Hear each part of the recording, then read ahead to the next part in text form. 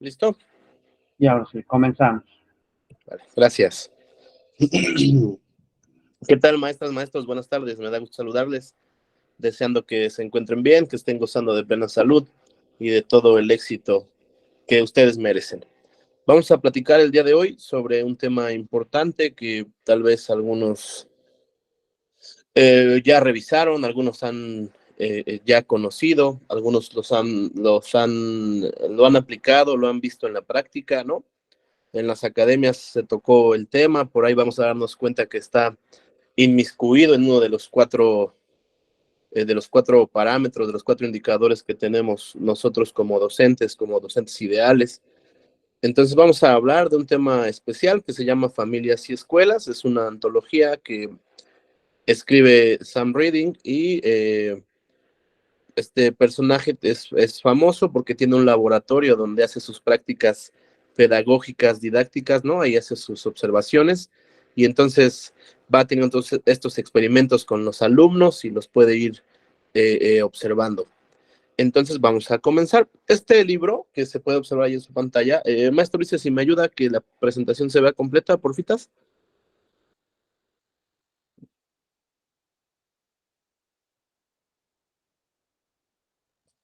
Uli, Uli.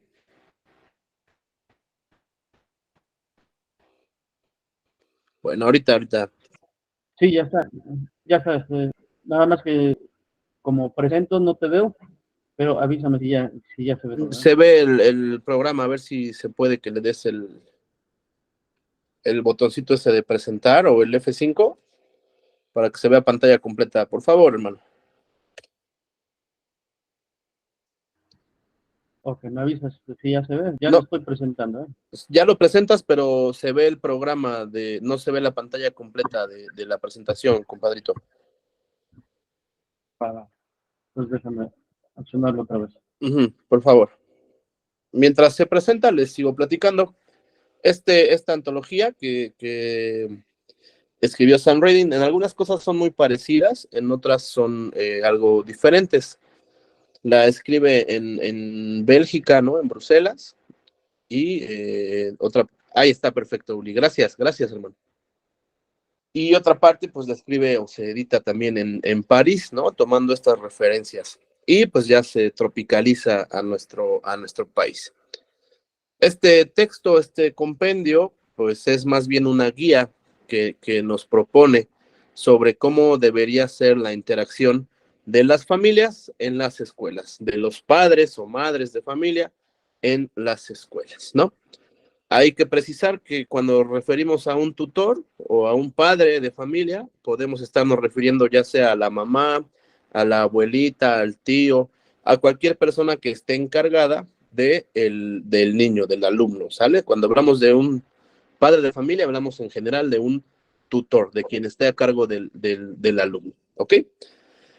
Entonces, haciendo esas precisiones, vamos a comenzar. Bien, en primer lugar, es importante que se entienda, que las familias entiendan, que la escuela entienda, que un hogar, una buena dirección, una buena crianza, ayuda a los hijos a tener éxito en la escuela.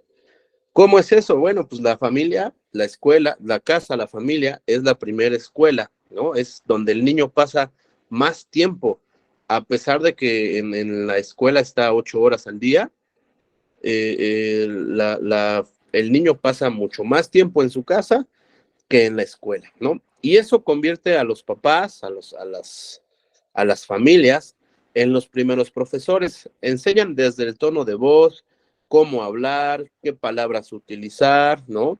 El comportamiento, la gesticulación. Les dan una guía sobre lo que es correcto y lo que no es correcto, ¿no? Tienen su primera clase de ética informal en las escuelas, ¿sale? Y por eso entonces en las familias, en las escuelas, en las familias, en los hogares, a través de los padres, se forma un currículo, ¿no? Se va formando esta currícula que Sam Reading le llama currículo del hogar. La que sigue, por favor, compadre.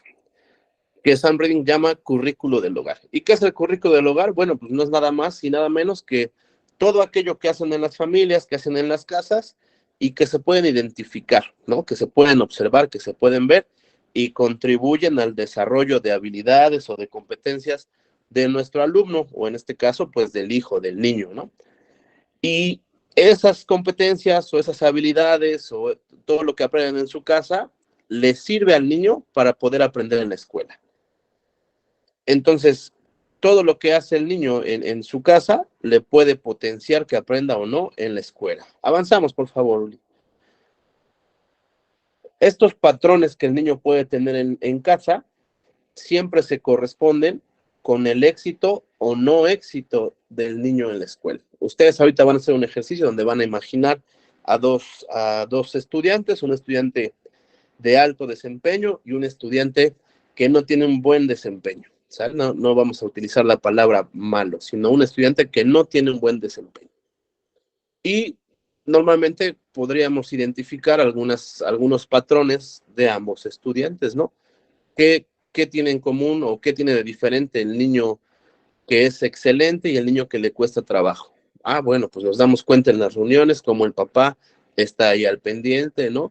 Generalmente como el niño que tiene un patrón o una tendencia alta en su desempeño escolar, pues lo vemos que siempre va bien aseado, que va con el uniforme que le corresponde, que sabe seguir indicaciones, ¿no? O sea, se ve ahí la presencia del papá. Mientras que el niño que tiene un desempeño no tan favorable, pues también podemos observar cómo estas conductas le están de alguna manera condicionando, ¿sale? Bueno, en la primera parte que tenemos que ver con esto del currículo del hogar es cómo se relacionan los papás con los hijos, ¿no? Cómo es esta parte en la que los hijos se van relacionando con los padres. ¿Y eso qué tiene que hacer? Ah, bueno, acuérdense que quedamos que este libro era una guía, ¿no? Era una guía que proponía cómo se tenían que ir dando estas interacciones. A nosotros como escuela, pues no podemos irnos a vivir a la casa de nuestros alumnos. ¿Qué nos tocaría hacer? Ir diciendo a los papás cómo se puede formar, cómo se puede favorecer este currículo del hogar, ¿sale? Y entonces este currículo del hogar, si me ayudas con la que sigue, maestro Ulises, por favor, este currículo del hogar se va construyendo a través del diálogo. Acuérdense que el diálogo es la primera actividad que nosotros hacemos de manera formal en nuestro cerebro y nos permite ir creando o desarrollando el pensamiento, ¿no? ¿Y cómo lo estimulamos? Bueno, desde niños, cuando el papá, la mamá le enseña a hablar, le enseña el vocabulario al bebé, pues es a través de la repetición. Y por supuesto que esta primera forma de aprender por la repetición, pues se queda presente por mucho tiempo.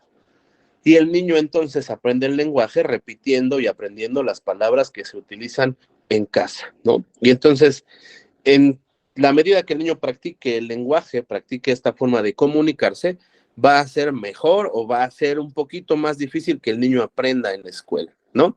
¿Cómo se puede favorecer el desarrollo de este pensamiento y de este lenguaje? Platicando diario con los niños.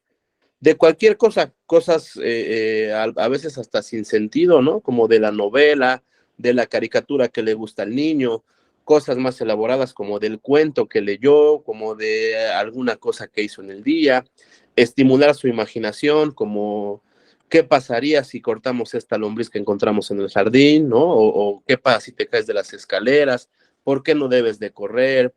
Es decir, siempre estar estimulando que haya conversación con ese niño.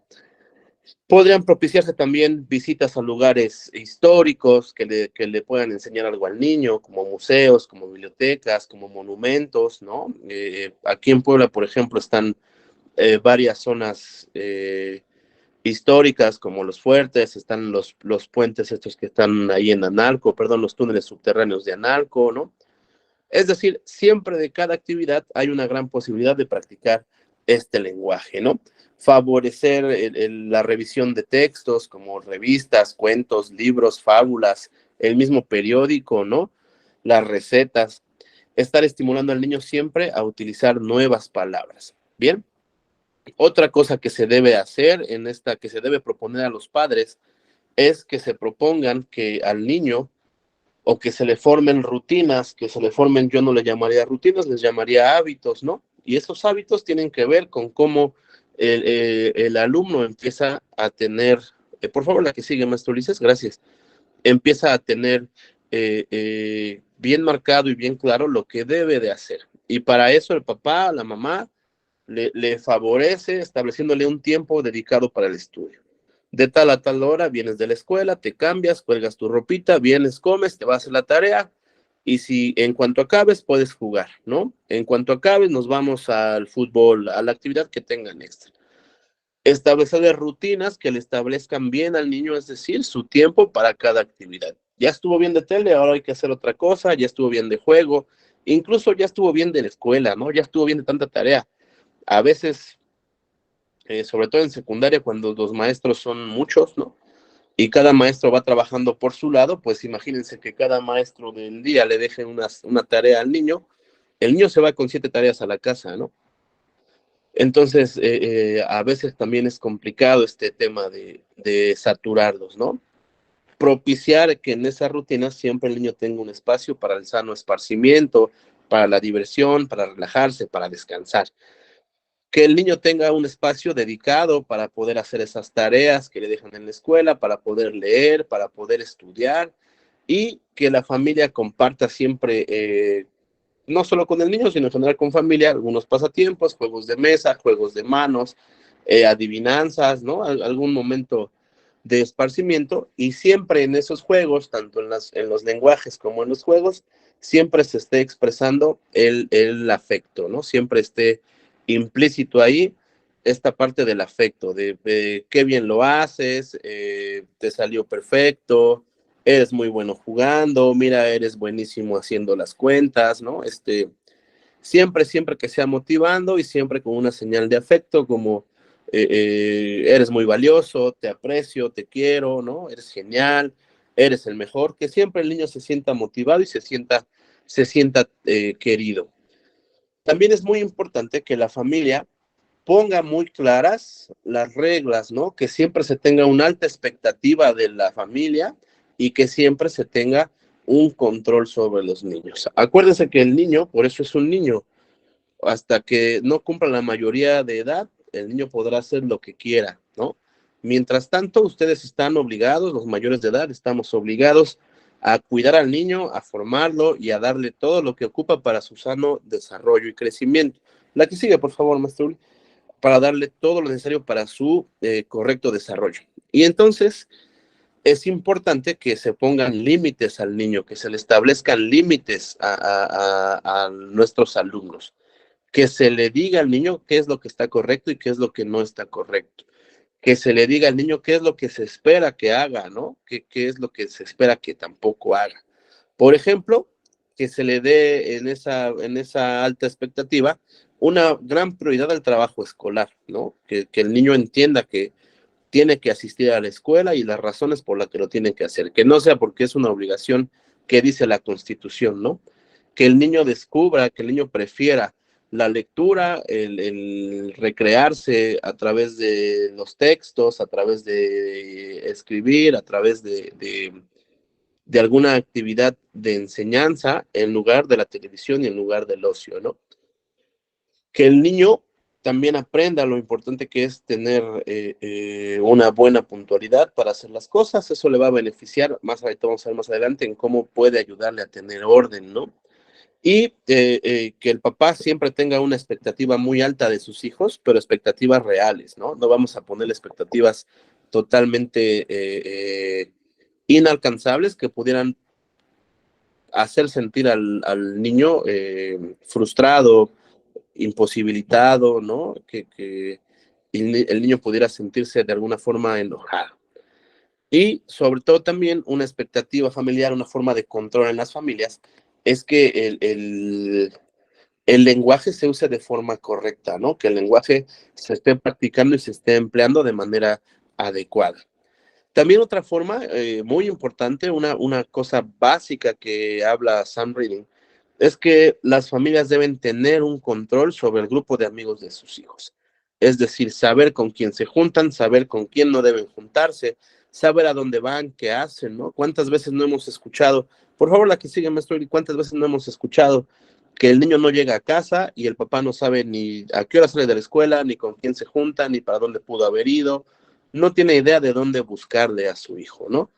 Cuando va el niño llegando después de haberse ido a jugar, ya le preguntan hasta ese momento dónde estabas, con quién estabas, qué hacías, shalala, shalala, shalala, ¿no?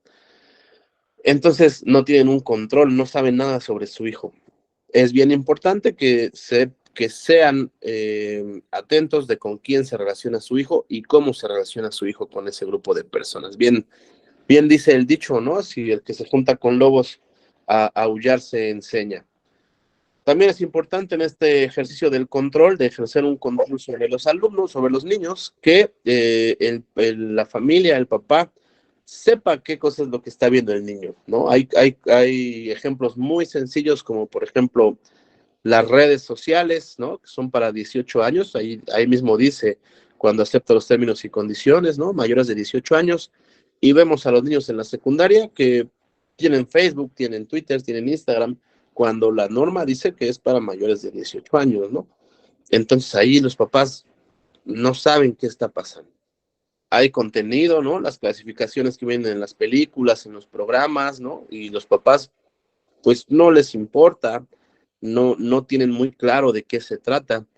Y por eso entonces hay información que a los niños aún les cuesta procesar. Y si los dejan solitos, si no ejercen un control, el niño la va a intentar entender de alguna forma, la va a procesar de alguna forma. Y luego por eso vemos conductas un tanto bizarras en nuestros alumnos, o los papás ven conductas bizarras en sus hijos, ¿no? Imagínense a un niño de tercero de primaria que hoy están a la mano los teléfonos y ya a esa edad está viendo pornografía, como que no va acorde con su desarrollo. Sin embargo, volvemos a lo que les dije hace un momento, el niño empieza a aprender por imitación. Y entonces ahí vienen ahora sí los problemas y ya es cuando el papá se pregunta, ¿qué estoy haciendo mal? ¿Qué es lo que he hecho mal? ¿No? Bueno, y otra cosa importante sobre estos alumnos con un alto grado de desempeño es que los papás tienen un conocimiento muy claro, están al pendiente del avance académico de sus hijos, de cómo el niño va avanzando en la escuela, cómo el niño se va desenvolviendo en la escuela, qué le cuesta trabajo, por qué le cuesta trabajo, ¿no? Es decir, el papá siempre está muy pendiente, ¿sale? Para concluir esta primera línea, gracias, para concluir este primer espacio, tiene que ver, la conclusión es que la escuela puede ayudar a los padres a crear un currículo del hogar positivo. Ahorita se presenta la pantalla, no se preocupen, compañeros. La escuela puede ayudar a los padres, es decir, la escuela debe ayudar a los padres a ir desarrollando este currículo positivo. ¿Cómo? Bueno, pues con esa comunicación que siempre debe existir, ¿no? El docente, el maestro, ¿sale? Bien, entonces. La línea 2 de acción tiene que ver en cómo va a ser la relación padres e hijos, ¿no? Cómo se están estas interacciones, qué de bueno tienen, qué no deberían hacer. Y eso, acuérdense, es un manual donde la escuela debe sugerirle a los papás cómo se hace. El primero fue del currículo del hogar. ¿Qué debería aprender, por lo menos, así de cosa básica, el niño en su escuela? ¿Sale? La segunda línea tiene que ver con cómo es la relación de los papás y los hijos. Y en esta investigación, Sam Redding encontró que los niños se benefician cuando los papás tienen una buena relación con ellos, ¿no? Y cuando esta relación, además de todo, tiene como base un lenguaje rico, un lenguaje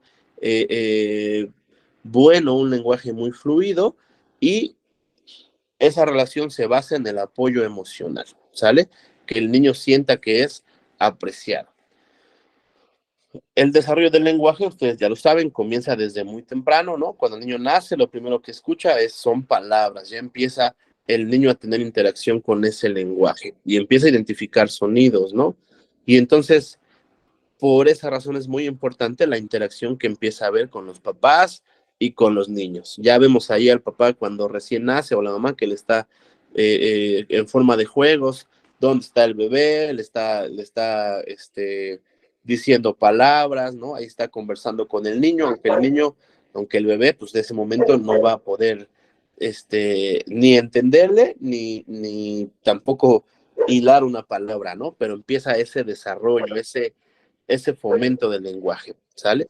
Una vez que el niño comienza a hablar, que ya puede hablar y que puede comprender y puede acomodar lo que se le está diciendo, es importante que los papás, que las familias hablen con el niño, que lo escuchen con atención, que lean con el niño, hagan lecturas acompañadas, ¿no? Lecturas guiadas. Es importante que los papás cuenten historias, no tiene que ser de un libro, sino pueden contarle historias de su pasado, ¿no? Alguna vivencia, alguna anécdota. Es importante que se fomente este tipo de interacciones a través de la plática, ¿no? Es muy común, por ejemplo, que los niñitos empiecen a escribir cartas, ¿no? O empiecen a dibujar. Te dibujé, papá, te dibujé, mamá, ¿no? O a la abuelita, al tío, ahí está, te hice un dibujo, ¿no? Entonces, ahí nos podemos dar cuenta cómo el niño ahora sí tiene ese desarrollo eh, eh, cognitivo, intelectual, que le permite empezar a crear, ¿no? Empezar a diseñar cosas, le permite empezar a imaginar cosas.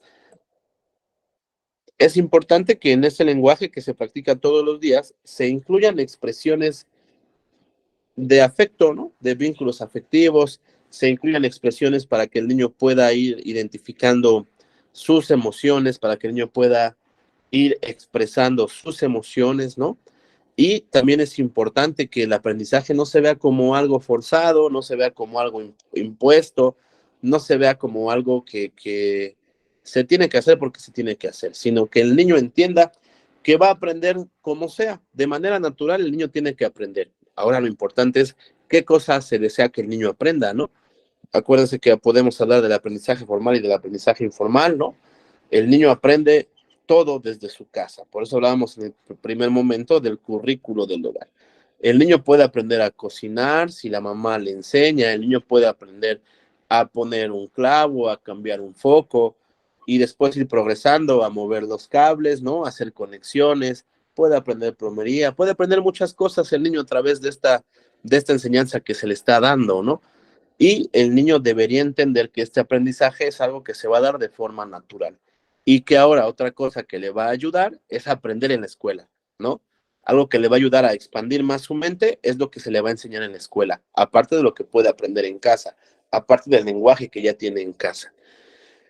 Para que este aprendizaje se muestre como algo alegre, no como algo aburrido, no como algo impositivo, pues el niño puede ir a visitar lugares, como les decía hace rato, ¿no? Puede ir a museos, zonas arqueológicas, a zoológicos, puede hacer varias actividades, incluso subir montañas, ¿no? Ir a los cerros, ir a los lagos, a las lagunas, y el niño de todas las actividades puede ir aprendiendo, siempre y cuando pues se tenga esta guía de alguna persona, ¿no? Ya les decía, el niño aprende de cualquier cosa, puede aprender de sus amiguitos, pero ¿qué realmente le está enseñando su amiguito, ¿no? ¿Será bueno o será malo? Bien, dentro de esta misma relación, se debe de propiciar que haya oportunidad para que siempre hable el niño, no solamente que sea el papá el que está todo el tiempo hablando, ¿no? Y cuando el niño quiere opinar, tú no sabes, ¿sí? Tú cállate, mejor tú ni hables, tú apúrate a comer que se te hace tarde. Ya todos acabamos de comer y tú sigues platicando, ya cállate, no hables, no le estamos quitando el, el la oportunidad al niño de expresarse y entonces el niño va a entender que hablar es algo malo, ¿no? Que hablar es algo negativo. Y a la próxima el niño se va a dedicar a comer y no va a hablar. Y después nos quejamos que por qué el niño no interactúa, ¿no? Porque el niño nada más se mete al celular y ahí se la pasa todo el tiempo. Pues cuando quiso hablar no lo dejaste. Cuando quiso hablar le dijiste que no era lo correcto. Entonces es importante tener esta medición, este pulso para saber cuándo propiciar esta interacción del lenguaje, ¿no? Entender que el lenguaje entonces no es un monólogo, sino que debe de ser en dos vías y que además debe de estar con un tono adecuado, no que parezca como que lo estamos regañando, como que el niño infiera que estamos de malas cuando decimos, ajá, ajá, ¿qué más? Y luego, y ya sobre todo, no, pues qué padre, ¿no? Bye. No, debe estar con el tono adecuado, debe estar con la actitud precisamente receptiva, que el niño infiera que le interesa lo que nos está platicando, ¿no?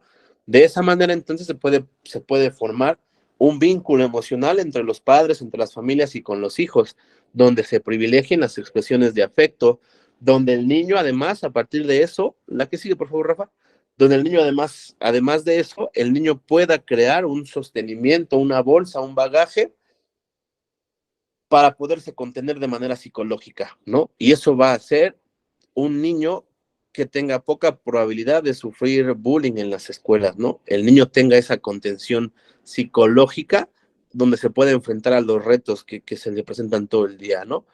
Lejos de sentirse frustrado, de sentirse angustiado, de sentirse intimidado, el niño va a estar muy seguro de sí, ¿no? Cuando un niño tiene refuerzos positivos en casa, cuando tiene afecto en casa y le dicen, pues es que eres feo porque usas lentes, cuando en su casa al niño le dicen, es que eres un cuatro ojos, no sirves, pues el niño lo va a tomar otra vez a mal y se va a ir para abajo, ¿no? La diferencia de cuando un niño tiene esa contención en casa, tiene este vínculo emocional y los afectos, es que usas lentes, sí, y mi papá o mi mamá dice que soy muy guapo con lentes, ¿no? Que ni me los quite porque ahí sí ya me veo raro. Ahí está la diferencia, ¿no? Es este bagaje psicológico que debemos formar en los niños, que el primero que debe formar son los papás. ¿Cómo? A través de este vínculo afectivo, ¿sale? Una cosa importante que también se debe hacer en este vínculo, relación padre e hijo, familias e hijos, es activar la curiosidad y esa curiosidad va a hacer que la actividad cerebral se empiece a desarrollar más, ¿no?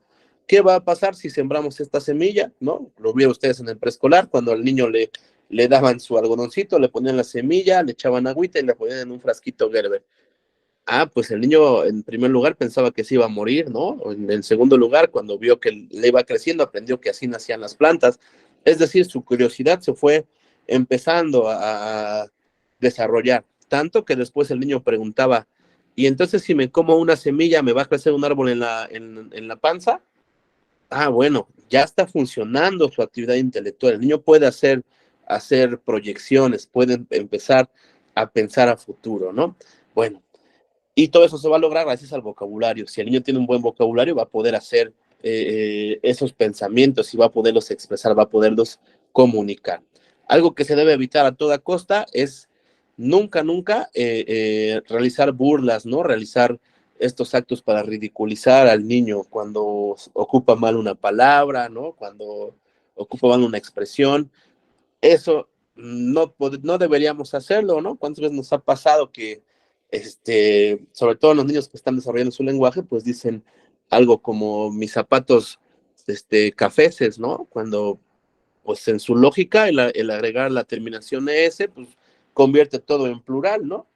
Ah, bueno, pues cuando le explicas que se dice cafés en lugar de cafeces, pues ya es ese cambio cognitivo, ¿no? Pero si te ríes y te burlas del niño, jamás va a entender en qué se equivocó.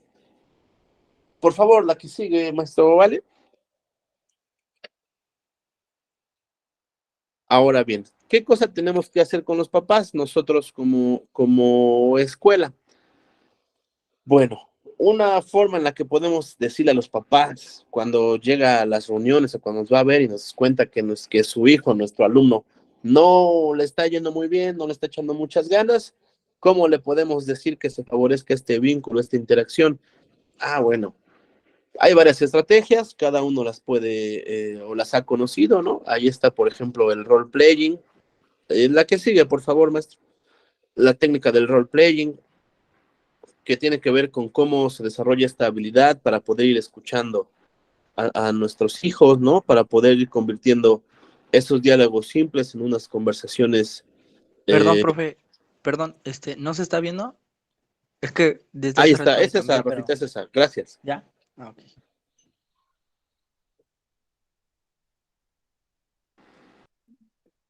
Gracias, Rafa. Para poder crear estos momentos de diálogo, ¿no? Con los hijos, por ejemplo, ahora yo voy a ser Batman y tú vas a ser Robin, ¿no? O yo voy a ser el bueno y tú el malo, o cuando jugamos, no sé, fútbol, yo voy a ser Messi y tú Ronaldo, es decir, estos juegos de interacción que le permiten empezar a hacer diálogos, ¿no? Es muy común que el niño, cuando está en edad infante, pues tenga muñequitos o la niña tenga muñecas, plastilina, pelotas, y entonces pueden empezar a crear historias, ¿no? Donde esos diálogos muy básicos pueden ir creciendo, pueden irse haciendo más grandes, ¿no?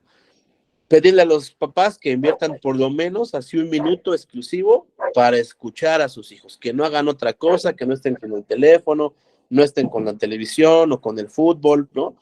Que estén ahí dedicados a escuchar al hijo, ¿no? Por ejemplo, es muy común que cuando hay más de un hijo en casa, pues estamos aquí viendo al niño grande y por allá ya vemos al bebé corriendo que se va a caer. Espérame, ya no escuchamos a nuestro hijo que está hablando, ¿no? Ya vamos a ver al bebé. Tratar de darle un espacio, por lo menos de un minuto, así totalmente todos los sentidos, a ese niño, ¿no? Para que el niño pueda expresar, para que podamos escuchar todo lo que nos tienen que decir, y entonces de esa forma el niño también infiere que pues es alguien valioso, ¿no? Que es alguien importante, ¿sale?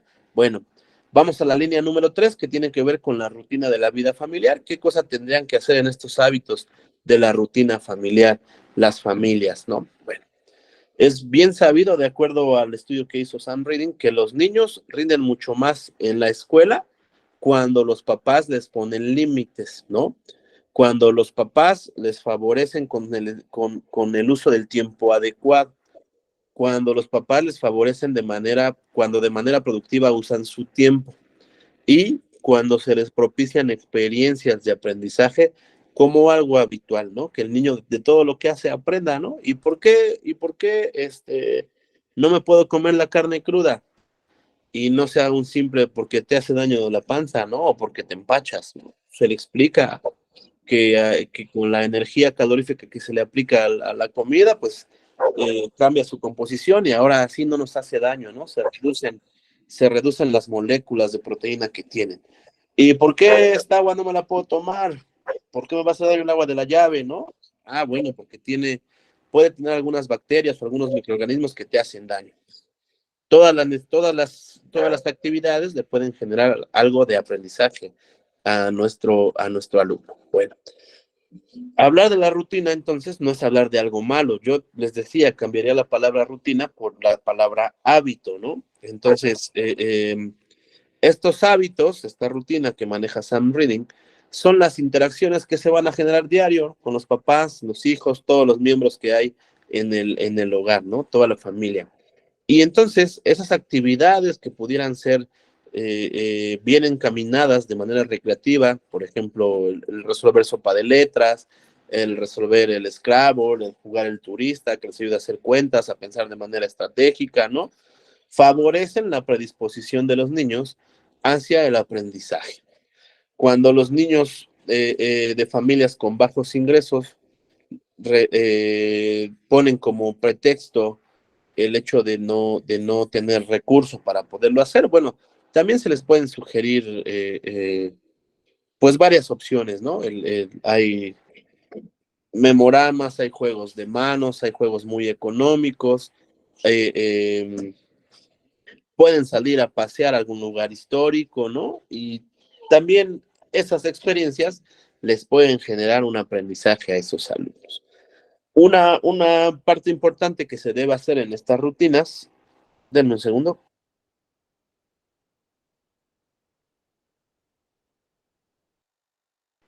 Listo. Sí me ven, ¿verdad? Es que se me acababa la pila.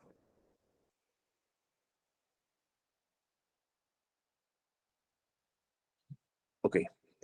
Una cosa que tienen que hacer en las rutinas familiares, bueno, en esta formación de hábitos, es que el niño aprenda a aprovechar su tiempo libre, ¿no? Si ya descansé, si ya comí, si ya fui a jugar, ¿ahora qué tengo que hacer? Ah, bueno, pues me falta lavar mis tenis, o ahorita puedo lavar mi ropa, puedo adelantar la tarea del próximo viernes, o adelantar la tarea del curso que no he hecho, ¿no? Que el niño aprenda siempre a aprovechar su tiempo libre. Eso le va a asegurar que no se esté saturando. Y no al rato cuando sea el viernes, pues ay, tengo que hacer un montón de tareas, la que me dejaron desde el martes para el viernes y aparte la del mero viernes. Eso le va a permitir al niño tener bien claro que el tiempo es valioso. Estimular su independencia, pero que el niño no haga lo que quiera, ¿no? Por eso hablábamos de poner esos límites y esas expectativas familiares y también el control que debería tener la familia, ¿no? Que el niño haga las cosas por sí solo, pero no por eso lo vamos a dejar que vaya a abrir carros o que se meta a robar casas, ¿no? Que el niño entonces entienda la independencia como la posibilidad de hacer las cosas por sí mismo, pero que no por eso va a hacer lo que él quiera, ¿sale? Cuando en la familia se alaba la productividad, el cumplimiento de las cosas, ¿no? No es esta parte de la teoría conductual donde ya lo hiciste, te doy un chocolate, ¿no? No lo has hecho, te doy un disparo de agua con el rociador. No, es más bien esta parte de motivar, cómo el niño entiende que lo que hace es correcto. ¿Cómo el niño va a saber que es correcto si no se lo dicen? ¿Cómo el niño va a saber que está haciéndolo bien si no se lo dicen? Entonces, por eso se debe alabar esta parte de la productividad y la parte del cumplimiento. Así como también cuando hace las cosas equivocadas se le reprende, bueno, cuando las hace adecuadamente, se le debe también hacer saber al niño que lo está haciendo de forma correcta. Una parte importante que tiene que ver con esto del desarrollo de la organización, del pensamiento, del orden, pues es en cómo el niño utiliza ese tiempo libre, ¿no? Hace rato les decía aprovechar el tiempo libre. Muchos niños cuando están pequeños, cuando son en esa transición de preescolar a primaria, se les da mucho por hacer la lista de vamos al súper, vamos a comprar, ¿no? O vamos al mandadito y hacemos una lista, vamos a las memelitas y aunque nada más vaya a pedir 2 memelas, la niñita, el niño va y escribe, ¿y tú memela de qué la quieres? ¿Y con qué salsa? ¿Y con qué queso? ¿No? Es decir, el niño o la niña empieza a hacer ese tipo de organizadores, de organizaciones para poder ir planeando, ¿no? Usa horarios, usa listas, usa calendarios, utiliza manuales, ¿no? Cuando le damos al niño un juguete, lo primero que hace es buscar, trae instructivo, lo leo, ¿no? Aunque al final no lo entienda o lo haga de manera empírica, pero el niño está siempre intentando tener ese orden, esa organización para que su tiempo se pueda utilizar eficientemente. Y eso va a ser un niño mucho más organizado y con menos estrés y con menos frustración, ¿no? Bueno, en este estudio que hizo Sam Reading se encontró que hay alumnos o que los alumnos que tienen un alto rendimiento por lo menos invierten 20 horas extra a la escuela, ¿sale? 20 horas semanales extras a la escuela. Eso estamos hablando de que son 5 días y más o menos le invierten 4 horas a actividades de aprendizaje diarias en 5 días, ¿no? A actividades de aprendizaje. Y eso hace que en la escuela tengan un desempeño alto, ¿sale? Por supuesto que estas actividades de aprendizaje pues están acompañadas de algún guía, ¿no? Pues que en este caso pues algún miembro de la familia, no un maestro, ¿no? Siempre están acompañadas con alguien de la familia. Cuando hay hermanos mayores, es muy común que el hermano mayor esté ahí al pendiente. Cuando no, es mucho más común que estén los padres ahí al pendiente participando como, como guías en esta parte, ¿no? Ahora bien, ¿y eso de qué nos sirve? ¿Cómo lo vamos a aplicar? ¿Qué le vamos a decir al papá para que lo haga? Ah, bueno, muy bien. En primer lugar, le vamos a decir, esto funciona para ampliar el currículo, ¿no? El currículo del hogar, que es lo primero que ya platicamos. Teniendo esta parte bien clara o bien desarrollado, ¿no? Esta rutina nos va a permitir ampliar el currículo del hogar. Una rutina que incluya estos elementos como el tiempo para leer, el tiempo para jugar, el tiempo para estudiar, el tiempo para poder interactuar con los miembros de la familia, para poderse recrear, para poderse descansar, ¿no? Para poder recuperarse. Entonces, el niño está teniendo una gran probabilidad sobre los demás, una probabilidad más alta sobre los demás de tener éxito en la escuela. Estas características que les acabo de decir son las que tienen los hogares donde están los niños con alto desempeño. Acuérdense que al principio les decía, piensen en 2 alumnos, uno de alto desempeño y uno de desempeño no tan alto. Y entonces, ¿será que le está atinando más o menos el Sam Reading o no le está atinando, no? Bueno, vamos con la otra línea de acción que tiene que ver con las expectativas familiares y de control. La que sigue, maestro Rafita, por favor. Perdón, profe, creo que, bueno, aquí en mi lab ya le cambié, pero no aparece, ¿verdad? No, se quedó en la aplicación, a ver si ahorita carga. Ahí está. Ya, ¿verdad? Vientos. Uh-huh.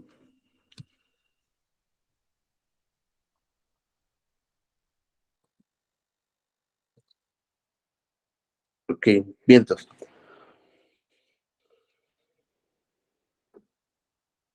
La que sigue, por favor, Rafita. Bueno, es importante, gracias. Es importante que los papás, que las familias establezcan estas metas para sus hijos. Estas metas tienen que ser muy claras, bien expresadas. El niño debe de saber qué es lo que se espera, ¿no? Qué es lo que tiene que hacer, porque si no, entonces el niño puede hacer lo que él considere correcto y al final no va a hacer lo que se pretendía que se hiciera, ¿no? Entonces, eh, eh, establecerle, plantearle esas metas a los alumnos, a los niños, va a hacer que nuestros alumnos entonces eh, eh, tengan bien claro lo que es importante y lo que no es importante, ¿no? Si el papá le dice, tu meta hoy es no reprobar, bueno, el niño va a estar pendiente de no reprobar. Si el papá, la mamá le dice, hoy tu meta es sacar 8, el niño se va a esforzar por un 8, ¿no? Si el papá después le dice, bien, ya sacaste 8, hoy tu meta es no bajar de 8, pero tu meta es subirle al 9, o sea, que el niño entienda lo que es importante. Pero si no se le plantean esas metas al niño, entonces el niño va a ir dando pasos de ciego, no va a saber como a dónde tener que moverse, ¿no? Bueno, cuando un niño tiene estas metas claras y tiene estas metas bien establecidas, el niño puede tener un mejor resultado, un mejor rendimiento académico. Esas metas, les decía hace ratito, deben de ser alcanzables, ¿no? O sea, sí realistas, sí, por supuesto, altas, pero también realistas, ¿no? No le vamos a pedir a nuestro niño que a los 12 años se vaya a la NASA, pues eso sería ilógico, ¿no? Crearía frustración en el niño. No le vamos a pedir al niño que a los 10 años ya tenga un trabajo, ¿no? Entonces, sí deben de ser metas altas, pero también deben de ser alcanzables y totalmente realistas. Las familias que ponen estas expectativas altas en relación a la escuela, entonces también suelen darles un acompañamiento, suelen darles todo el apoyo a sus hijos para que puedan cumplir esas metas, ¿no? Sería lógico que te pido sacar 10 y no te doy ni una libreta, no te doy un cuaderno, no te mando a la escuela, sería algo que no cuadraría, ¿no? Y entonces eh, eh, eso haría que la meta no fuera totalmente alcanzable y no fuera legítima. Entonces, estar conscientes de los progresos de los hijos tiene que ver con los papás y tiene que ver con cómo el papá está ahí eh, acompañando al niño para que pueda llegar a esa meta. Generalmente los papás que tienen estas metas en la escuela, ahorita viene un poquito más adelante las definiciones, que tienen estas metas altas en la escuela, son padres que se han desarrollado profesionalmente, ¿no? Que ven una utilidad en la escuela, que saben que a partir del estudio, la condición social y económica puede cambiar en sus hijos y en su familia, ¿no? Bueno, la que sigue, por favor, Rafa. Los papás que preparan a sus hijos para poder atender estas demandas en la escuela, para poder atender todo lo que la escuela les va a pedir, bueno, eh, eh, también lo enseña a sus hijos que el trabajo es importante, ¿no? Cuando el papá se va a trabajar, cuando la mamá se va a trabajar para que al niño no le falte ningún material, ninguna tarea, el niño entiende que entonces eso es importante y él también se va a esforzar en realizar su trabajo lo mejor que puede. Se va a esforzar en sacarle provecho a esas situaciones, ¿no? Tanto el papá como la mamá van a aprovechar esa situación para que el niño logre alcanzar sus metas. Y es muy importante que el papá conozca a su hijo, que los padres, que las familias conozcan a los niños para poder eh, tener claro qué es lo que están aprendiendo, qué es lo que están haciendo en las escuelas, ¿no? Y también se beneficia mucho cuando las familias conocen a los maestros, ¿no? Cuando se mantiene un contacto estrecho, un contacto continuo con los profesores de los hijos. Resulta algo complicado tener una visión a largo plazo, ya lo platicábamos cuando hablamos de las 10 competencias de Felipe Renaud, pues es algo complicado realmente el tener trayectos formativos largos, porque el maestro de primero a veces no continúa en segundo, tercero, cuarto, quinto, sexto, ¿no? Y cada uno va viendo por su grado escolar, por su ciclo escolar. Y entonces, aquí es donde entra la parte supletoria, donde entran los papás, donde se inmiscuyen los papás. Bueno, lo que aprendiste ahorita te está funcionando para segundo o para tercero. Acuérdate que esto lo viste ya el año pasado con tu maestro o con tu maestra. Recuerda que esto lo encuentras en tal libreta, en tal libro, en tal información. Esas expectativas altas también le van implicando al niño que se tiene que esforzar, que tiene que lograr esas metas, ¿no? Y entonces, es muy importante, también es muy común que nosotros veamos a los papás de los niños de alto desempeño, a cuántos de ustedes no les ha pasado. Si aún no estás en la escuela frente a grupo, pues seguramente puedes recordar cómo era tu época de estudiante, ¿no? O practicante. A los papás que veías siempre en las escuelas, a los papás de los niños mejor portaditos o de mejores calificaciones. A veces a los que también se veía mucho, a los más guerrosos, porque cada rato los mandaban a llamar y los mandaban a traer, y a veces a los que tampoco veías mucho, era a esos que los mandaban a traer, ¿no? No estaban tan al pendiente. Llegaban ya porque de veras, en mi época les quitaban las mochilas a los niños y ya como veían al papá, veían al niño sin mochila, pues ya era como se preocupaban y asistían a la escuela para saber qué había pasado, ¿no? Con frecuencia también se encuentra que los niños que tienen un alto desempeño ven menos de 90 minutos, menos de hora y media la televisión. Los niños que tienen un desempeño bajo son aquellos que ven más de hora y media diaria la televisión. Entonces, esas expectativas de control tienen que ver con cómo el niño va entendiendo las actividades que tienen que hacer. Dense cuenta cómo las líneas todas van entrelazadas, ¿no? Aquí Sam Reading las va poniendo muy desmenuzaditas para que las podamos comprender, pero todas las líneas entonces están de alguna manera enlazadas, están enredadas, ¿no? Y entonces, en este sentido, deberíamos tener muy claro que los hábitos y las actitudes que se forman en el niño, en nuestro alumno, ¿no? Con relación a la escuela, deberían centrarse más que en obtener un 10, deberían centrarse en cómo el niño se predispone para aprender más cosas, para aprender, como decía el programa anterior, para la vida, ¿no? Cómo se desarrolla ese hábito de aprendizaje, cómo el niño puede leer, cómo puede deducir, cómo puede inferir, que lo haga bien más que sacar un 10. Hay niños que sacan 10 y no saben leer, ¿no? Hay niños que sacan 10 y no pueden hacer las cuentas, no saben multiplicar.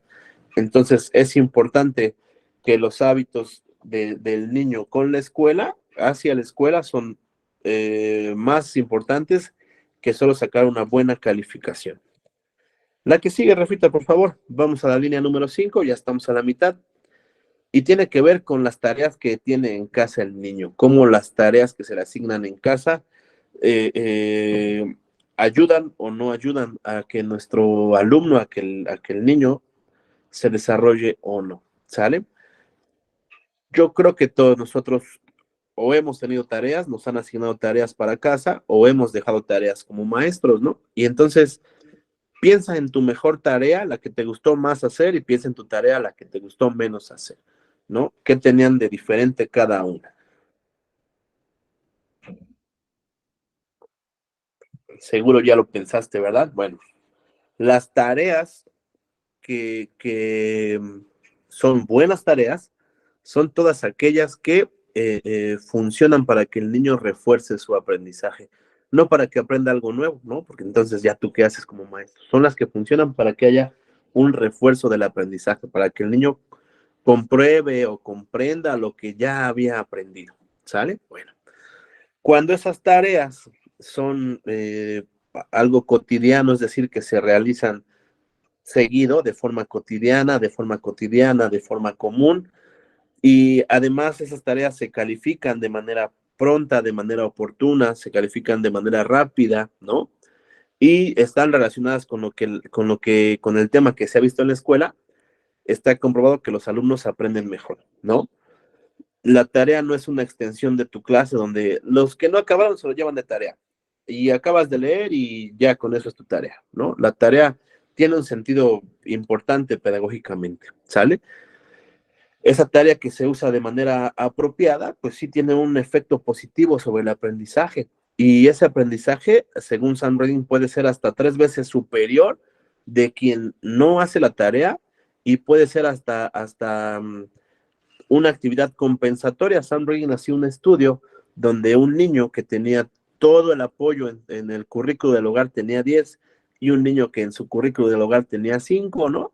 Sam Redding vio cómo la asignación de estas buenas tareas, de estas grandes tareas, hacía que por lo menos subiera o tuviera 3 veces más la oportunidad de aprendizaje contra el niño que tenía un currículo de 10, ¿no? O sea, estas tareas muy bien planeadas le permiten al niño que no tiene un buen estatus, tanto económico como familiar en ese currículum, pudiera de alguna forma empatarse con el alumno que ya había desarrollado su actividad, ¿no? Su aprendizaje. Estas tareas suelen ser muy eficaces cuando el alumno domina los conceptos, domina los hechos que se le han planteado, ¿no? Y cuando la tarea propicie el pensamiento crítico y propicie estos hábitos hacia la producción de cosas, ¿no? Que producir algún mapa, producir eh, algún experimento, algún modelo, alguna receta, ¿no? Que siempre tenga un producto final. Estas tareas tienen un efecto totalmente compensatorio y permiten o deberían tratar de que los alumnos que tienen unas habilidades muy bajas puedan alcanzar a los alumnos que ya tienen sus habilidades muy altas. Es una parte compensatoria. Pueden asignarse de manera concreta a uno o a otro, ¿no? A ver, el niño que le costó trabajo, el alumno que le costó trabajo, va a hacer esta actividad para tratar de irlos empatando, emparejando, ¿no? Eh, eh, esta forma compensatoria tiene que ver con una tarea eficaz, no con la cantidad de tarea que se le deje, ¿no? No porque le dejemos a un niño la tarea excesiva, pues ya quiere decir que ahora va a ser todavía superior al que ya de por sí estaba en su máximo desarrollo, ¿no? No, no, no. Tiene que ver con una tarea perfectamente diseñada, ¿sale? Tiene otros efectos positivos una buena tarea. Por ejemplo, forman el hábito de estudio en casa, por ejemplo, propician la autorregulación para aprender, ¿no? La metacognición, pueden fomentar esa interacción familiar, ¿no? Pueden construir una relación familiar a partir de lo que se les deja. Por ejemplo, hoy de tarea vas a ir a ver tal obra o vas a ir a tal museo, vas a ver tal película y de lo que veas en la película me vas a reportar o me vas a contestar estas 2 sencillas preguntas, ¿no? Vas a ir no sé, incluso a un partido de fútbol y vas a observar, aparte del partido, vas a ver los protocolos que siguen los policías, protección civil, ¿no? O sea, hay muchas cosas que se pueden aprender de cualquier tarea que se le asigne al niño, ¿no?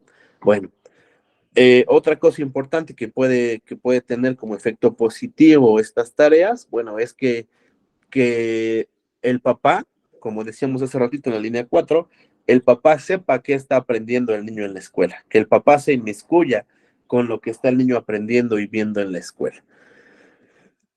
Otro efecto positivo, les decía que el niño que ve 90 minutos, hora y media, más de hora y media la televisión, suele tener un desarrollo no tan alto en la escuela, ¿no?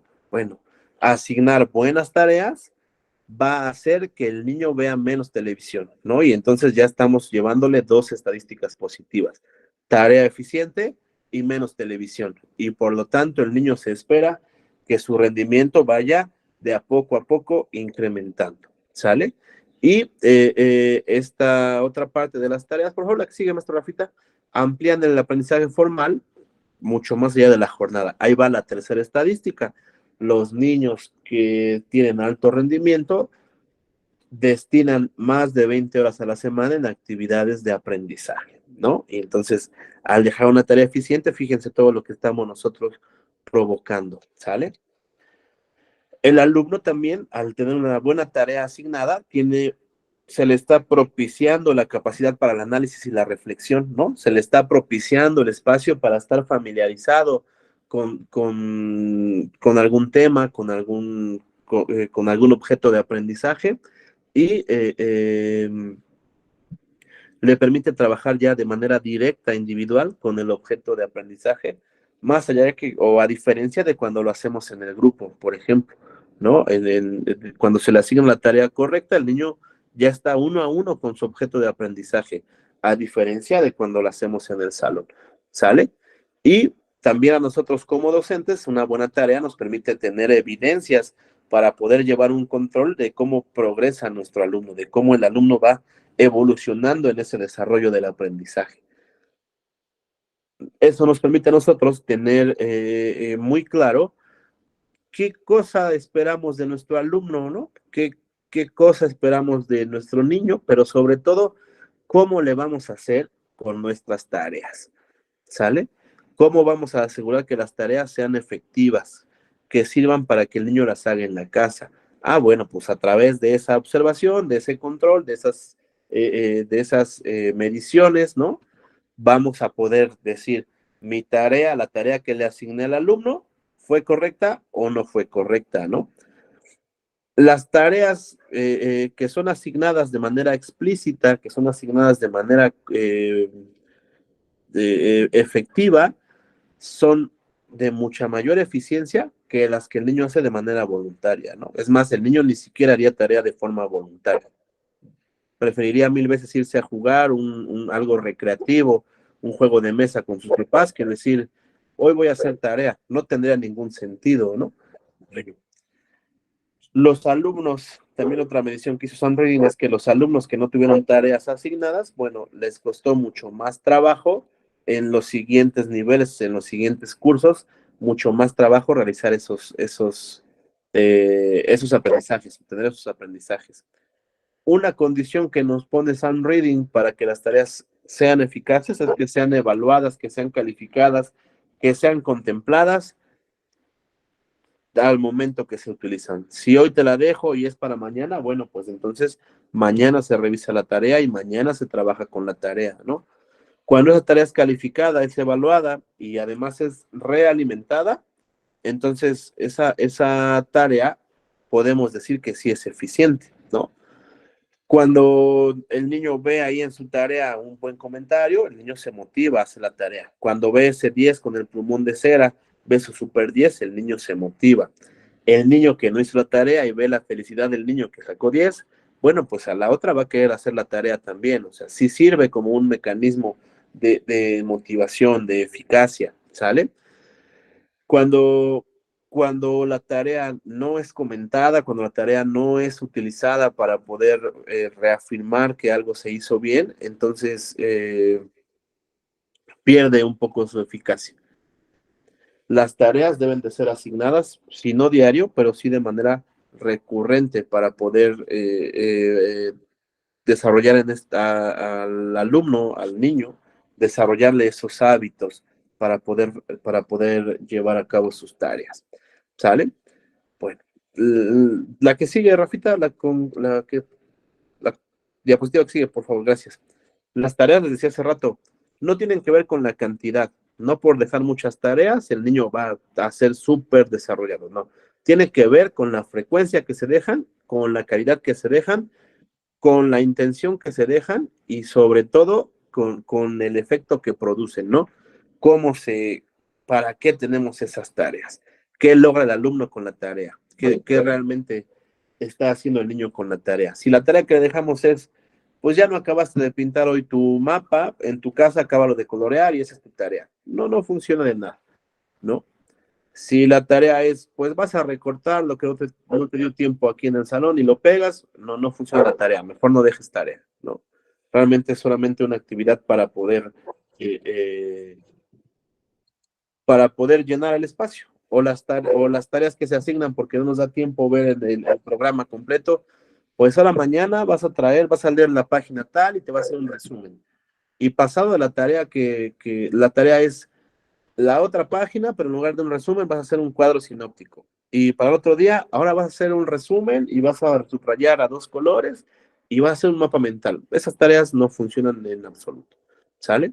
¿Cómo sí funcionan las tareas? ¿Cuáles son las tareas eficaces? Ah, bueno, tienen características muy contundentes.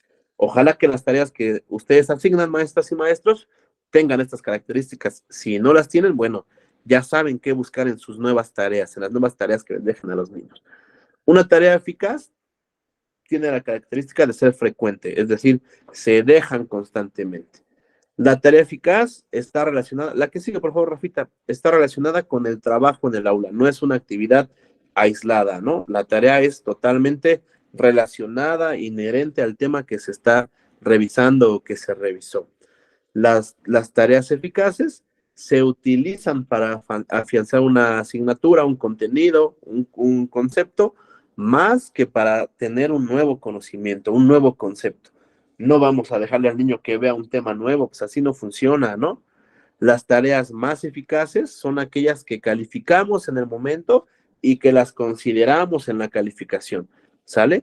Una tarea donde el niño obtiene una recompensa, obtiene algo a cambio, es una tarea eficaz. Una tarea donde no pasa nada si la hiciste o si no la hiciste, es lo mismo, ya pierde su eficiencia, ¿sale? Una tarea eficaz es aquella que rápidamente le da al niño información, es decir, ya me diste tarea, te la evalué, aquí están tus comentarios, toma, ahora léelo, ¿no? Se le devuelve pronto al alumno. Esas son las tareas eficaces. Ojalá que así sean las tareas que de por sí trabajábamos, ¿no? Si no, bueno, no creo que esté tan difícil realizar nuestras tareas eficaces. Vámonos con la línea número 6, maestro Rafita, por favor, que tiene que ver ahora sí con la comunicación de la escuela y la familia. ¿Cómo se comunican las escuelas con la familia? Bueno,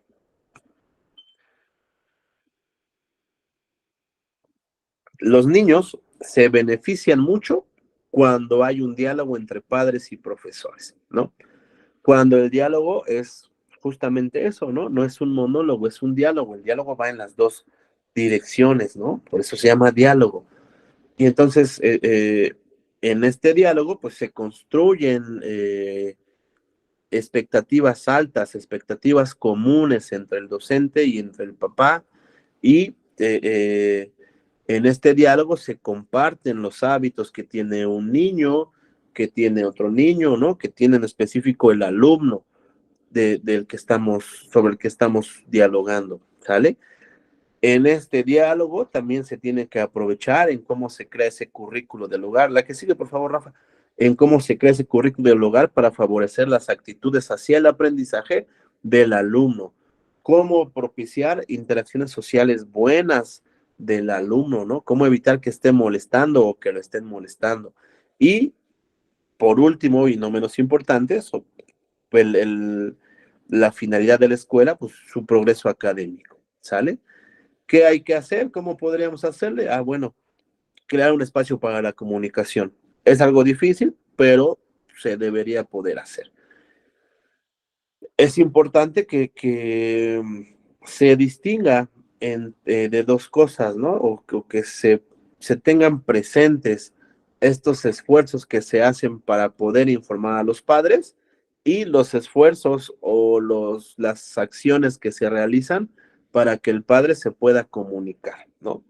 ¿Cómo, de qué manera informamos a los papás? Ah, bueno, solo informamos a través de su boleta. Aquí está su boleta, fírmele usted y esas son sus calificaciones, se acabó. ¿Cómo se comunican con los papás? Ah, bueno, tenga usted sus calificaciones y ahora vaya a ver al maestro y que le explique por qué sacó eso. Si es que no lo hicieron antes, ¿no? Muchas escuelas, por ejemplo, manejan las precalificaciones. Y entonces al mes y medio, al mes de corte, como se hayan organizado, le llaman al papá, estas son las calificaciones que hoy estaría sacando su hijo. ¿Cómo le vamos a hacer para que su hijo no repruebe o para que mejore? ¿No? Ah, bueno, pues usted dígame, maestro, pues yo le recomiendo que haga que me entregue los trabajos, que le ponga actividades en casa, etcétera, etcétera, etcétera. ¿No? Se hacen esos acuerdos. Pero no sé, no es al final, ¿no? Ya nada más cuando tenga usted su boleta y ya, ahí nos vemos. No, se trata de generar este espacio. Por eso ahí decía muy claro, distinguir dos cosas, ¿no? Cómo se informa, nada más se informa, y cómo se comunica con los papás, ¿sale? Algunos ejemplos de esta comunicación, bueno, son las entrevistas que se hacen de padres a profesores o de profesores a padres, pero también con los alumnos. No serviría de mucho al tomar acuerdos papá y docente si el alumno no está ahí presente, ¿no? Si el hijo no está ahí presente. La que sigue, por favor, Rafita. En estas entrevistas que se hacen entre papás, profesores y alumnos, bueno, se debería llamar al papá, informarle de qué se va a tratar para que no sienta que es agredido, no se sienta como que lo estamos atacando, ¿no? Y una sugerencia que se hace en estas entrevistas es que se incluyan preguntas, como por ejemplo sobre el currículo del hogar, ¿no? ¿Cómo son sus hábitos de estudio, ¿no? ¿Tiene un espacio para poder leer? ¿Cómo se relaciona con sus hermanos? ¿Cómo cómo el niño interactúa con ustedes, ¿no? ¿En qué momento platican? Es decir, esas entrevistas que nos van a permitir ir conociendo el contexto del alumno y a partir de ello poderles platicar o implementar o diseñar entre los tres o entre papá y docente una estrategia para que el niño se nivele, ¿no? Otra forma en la que podemos propiciar esta comunicación son a través de los boletines informativos, ¿no? Pero a diferencia de esa boleta que se les da a los niños, podrían ser en una doble dirección, donde tanto papá como maestro informe de los avances, informe de los progresos que el niño hace, ¿no? De las tareas que se le han asignado, el papá informe cómo se le hace. Algunas de ustedes ya lo hacen, más o menos, cuando le piden al niño que papá, mamá les firme la tarea. Ah, bueno, ya le mandamos nosotros lo que el niño está aprendiendo, que tiene que aprender, y el papá le firma que sí, ya lo vio, que el niño lo está haciendo, ¿no? Ese mismo ejercicio todavía se podría nutrir más cuando se incluyen comentarios tanto de maestros como de papás, ¿no? Ya sé que están pensando, pero eso es difícil porque tenemos muchísimos grupos con muchísimos alumnos. Bueno, no lo va a hacer con todos, por eso hablamos de los alumnos de alto desempeño y los alumnos con un desempeño no tan alto. ¿Con quién se supondría que lo vas a hacer? Con esos niños que ocupan tu ayuda, que ocupan esas tareas todavía más eficaces, ¿no? Que los demás. Ah, bueno. Esos boletines de los que estamos hablando también pueden ayudar o pueden propiciar que los papás todavía se interesen más, se sientan parte de esta construcción de los aprendizajes de sus hijos. Otra forma en la que pueden comunicarse es a través del periódico escolar, ¿no? Pero ¿cómo se va a hacer? Que no sea el periódico tradicional donde al maestro que le toca la ceremonia va y lo llena de estampitas. Ahorita del 21 de marzo va y lo llena de Benito Juárez y de mariposas y de flores y la primavera. No, no, no.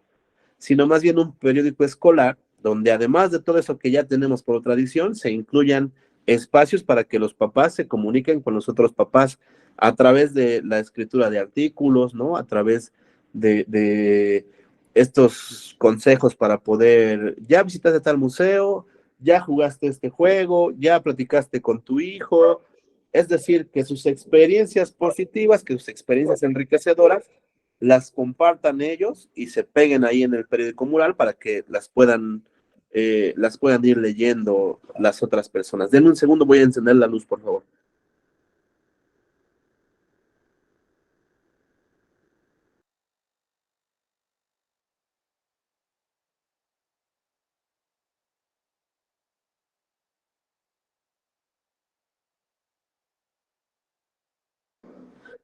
Listo, gracias.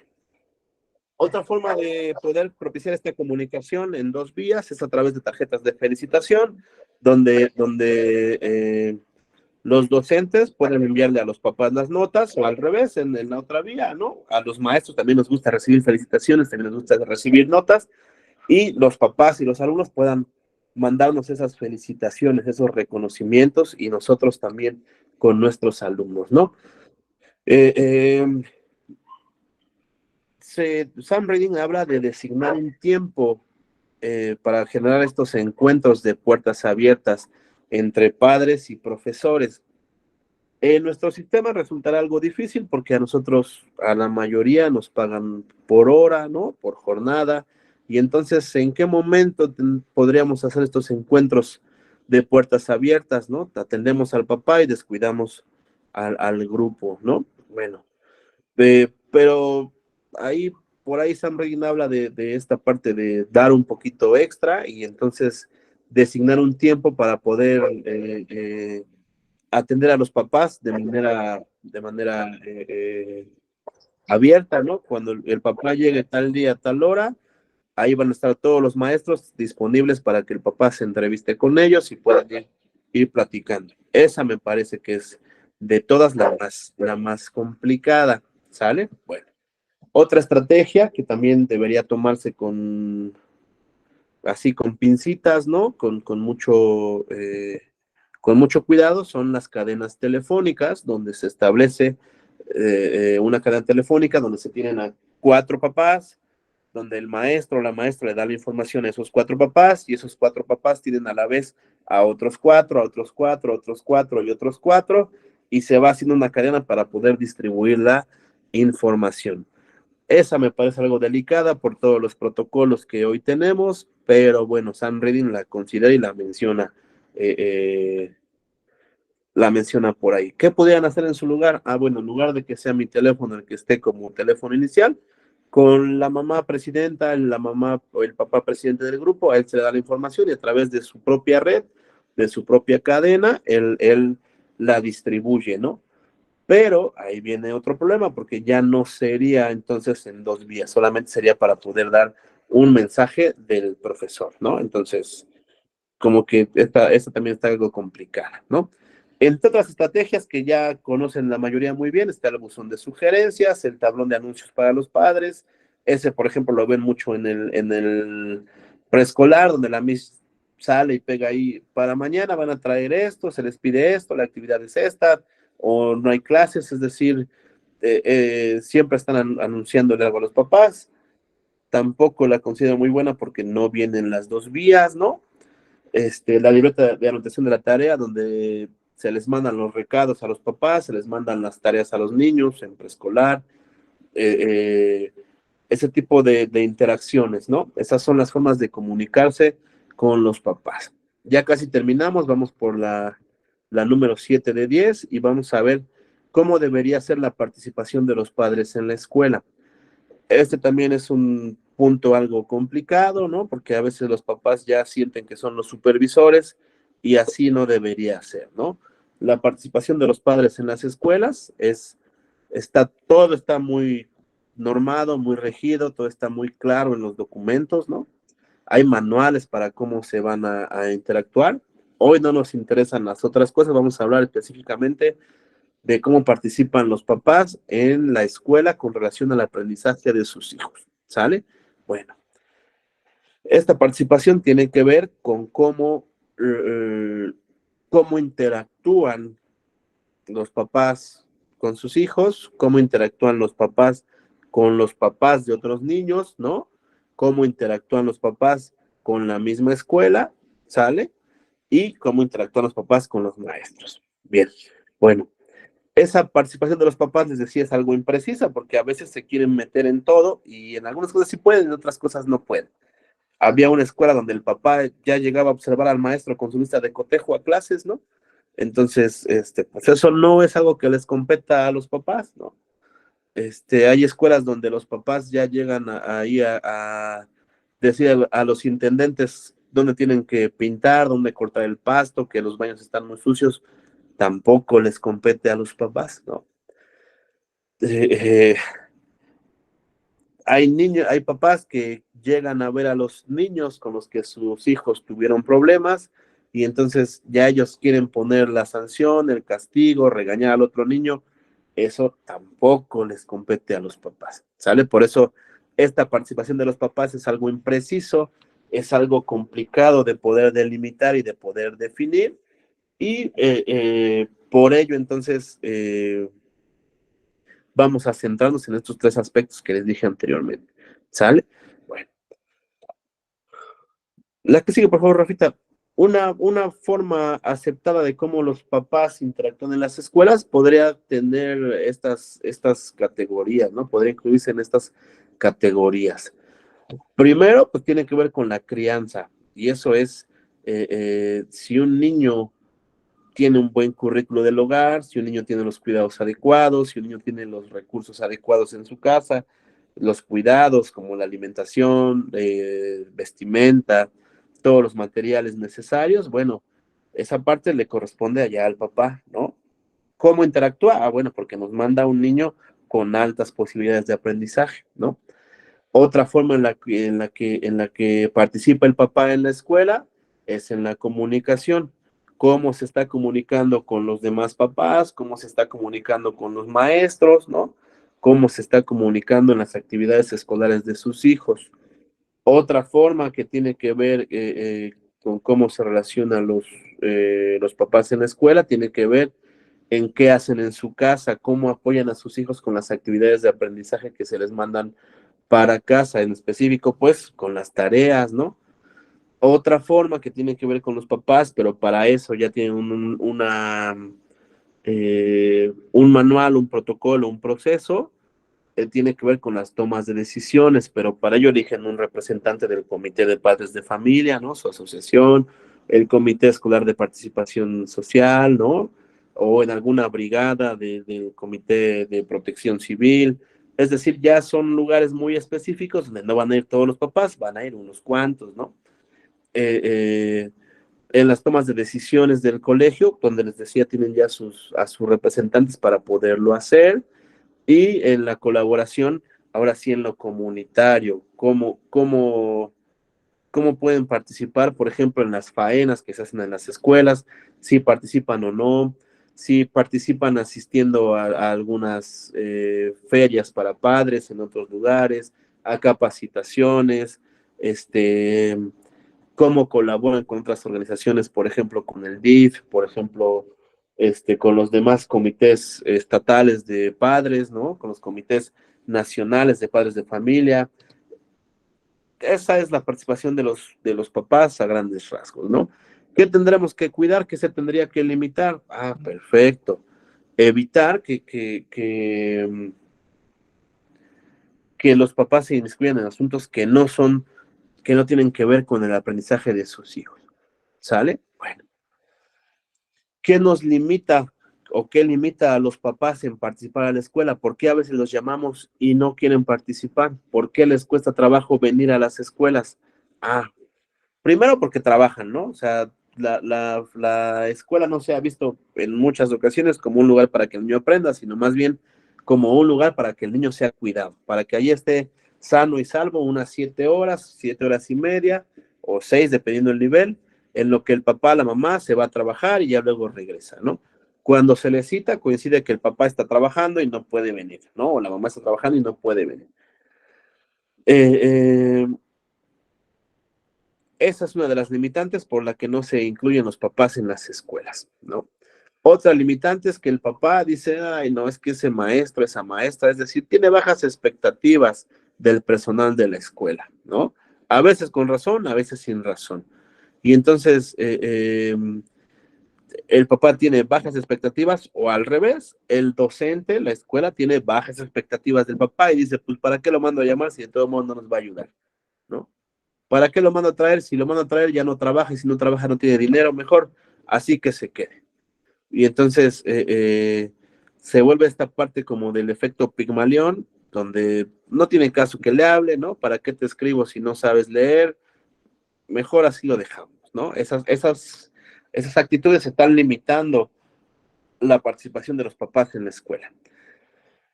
A veces los docentes se cansan y ya no quieren involucrar a los papás, ¿no? En las actividades y son tratamos de ser muy autosuficientes. El estudio nos demuestra que cuando los involucramos, el niño va para arriba, ¿no? También en algún otro momento lo comentaremos. Hay otro autor que habla sobre esto de por más que intentemos, va a haber niños que no quieran o papás que no quieran, ¿no? Entonces, no todos son alumnos de 10, no todos son niños para la escuela, aunque se escuche triste, ¿no? Y entonces ahí esta parte de la autoconsola donde tu labor pues la hiciste a lo máximo que se pudo y ya no se pudo hacer más, ¿no? Hasta aquí se quedó. Ah, bueno, eso no quiere decir que desde el principio no lo hagamos, ¿no? Pero es importante que nosotros tratemos de llevar a los papás a la escuela. Otro obstáculo que se presenta en las escuelas son algunas experiencias que ya tuvimos negativas, ¿no? Nunca falta la maestra que regaña hasta el papá o el maestro que regaña hasta la mamá y casi casi le pide, pues ahora aquí frente de mí, dele un cachetadón, ¿no? Para que por eso no le hace caso, porque mira, usted es bien blandita, ¿no? Pues si usted es el papá y así es, ¿qué me espero del hijo, ¿no? Ya el papá y el niño se van chillando y se quedan unas malas experiencias de cada que nos mandan a llamar a las escuelas, ¿no?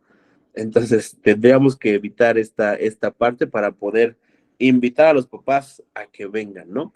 Ahora sí, ¿cómo le podemos hacer para que los papás vengan a la escuela, para que los papás participen en las escuelas? Ah, bueno, pues podríamos, primero tendríamos que definir muy claro qué es lo que queremos del papá, cómo queremos que se involucre, cómo queremos que participe en la escuela, ¿no?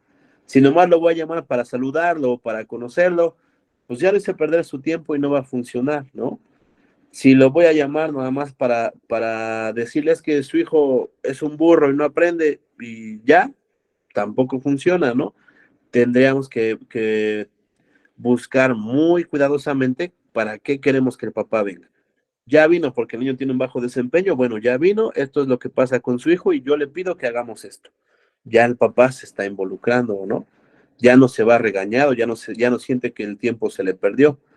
Cuando el niño lleva 10, pues ¿para qué queremos al papá? Bueno, pues si ya vino, haga una felicitación, que el papá sienta que se lleva algo, ¿no? Que el papá no sienta que está ahí de adorno. Al rato cuando lo queramos incluir, pues el papá ya va a tener esta experiencia negativa, va a tener una barrera donde no la haya sentido ir a la escuela, ¿no? Pues si mi hijo va bien, no lo regaña, no tiene reportes, no baja las calificaciones, no tengo que ir a nada a la escuela y yo desde aquí estoy muy feliz creyendo que ya todo lo hice bien, ¿no? Bueno. Es importante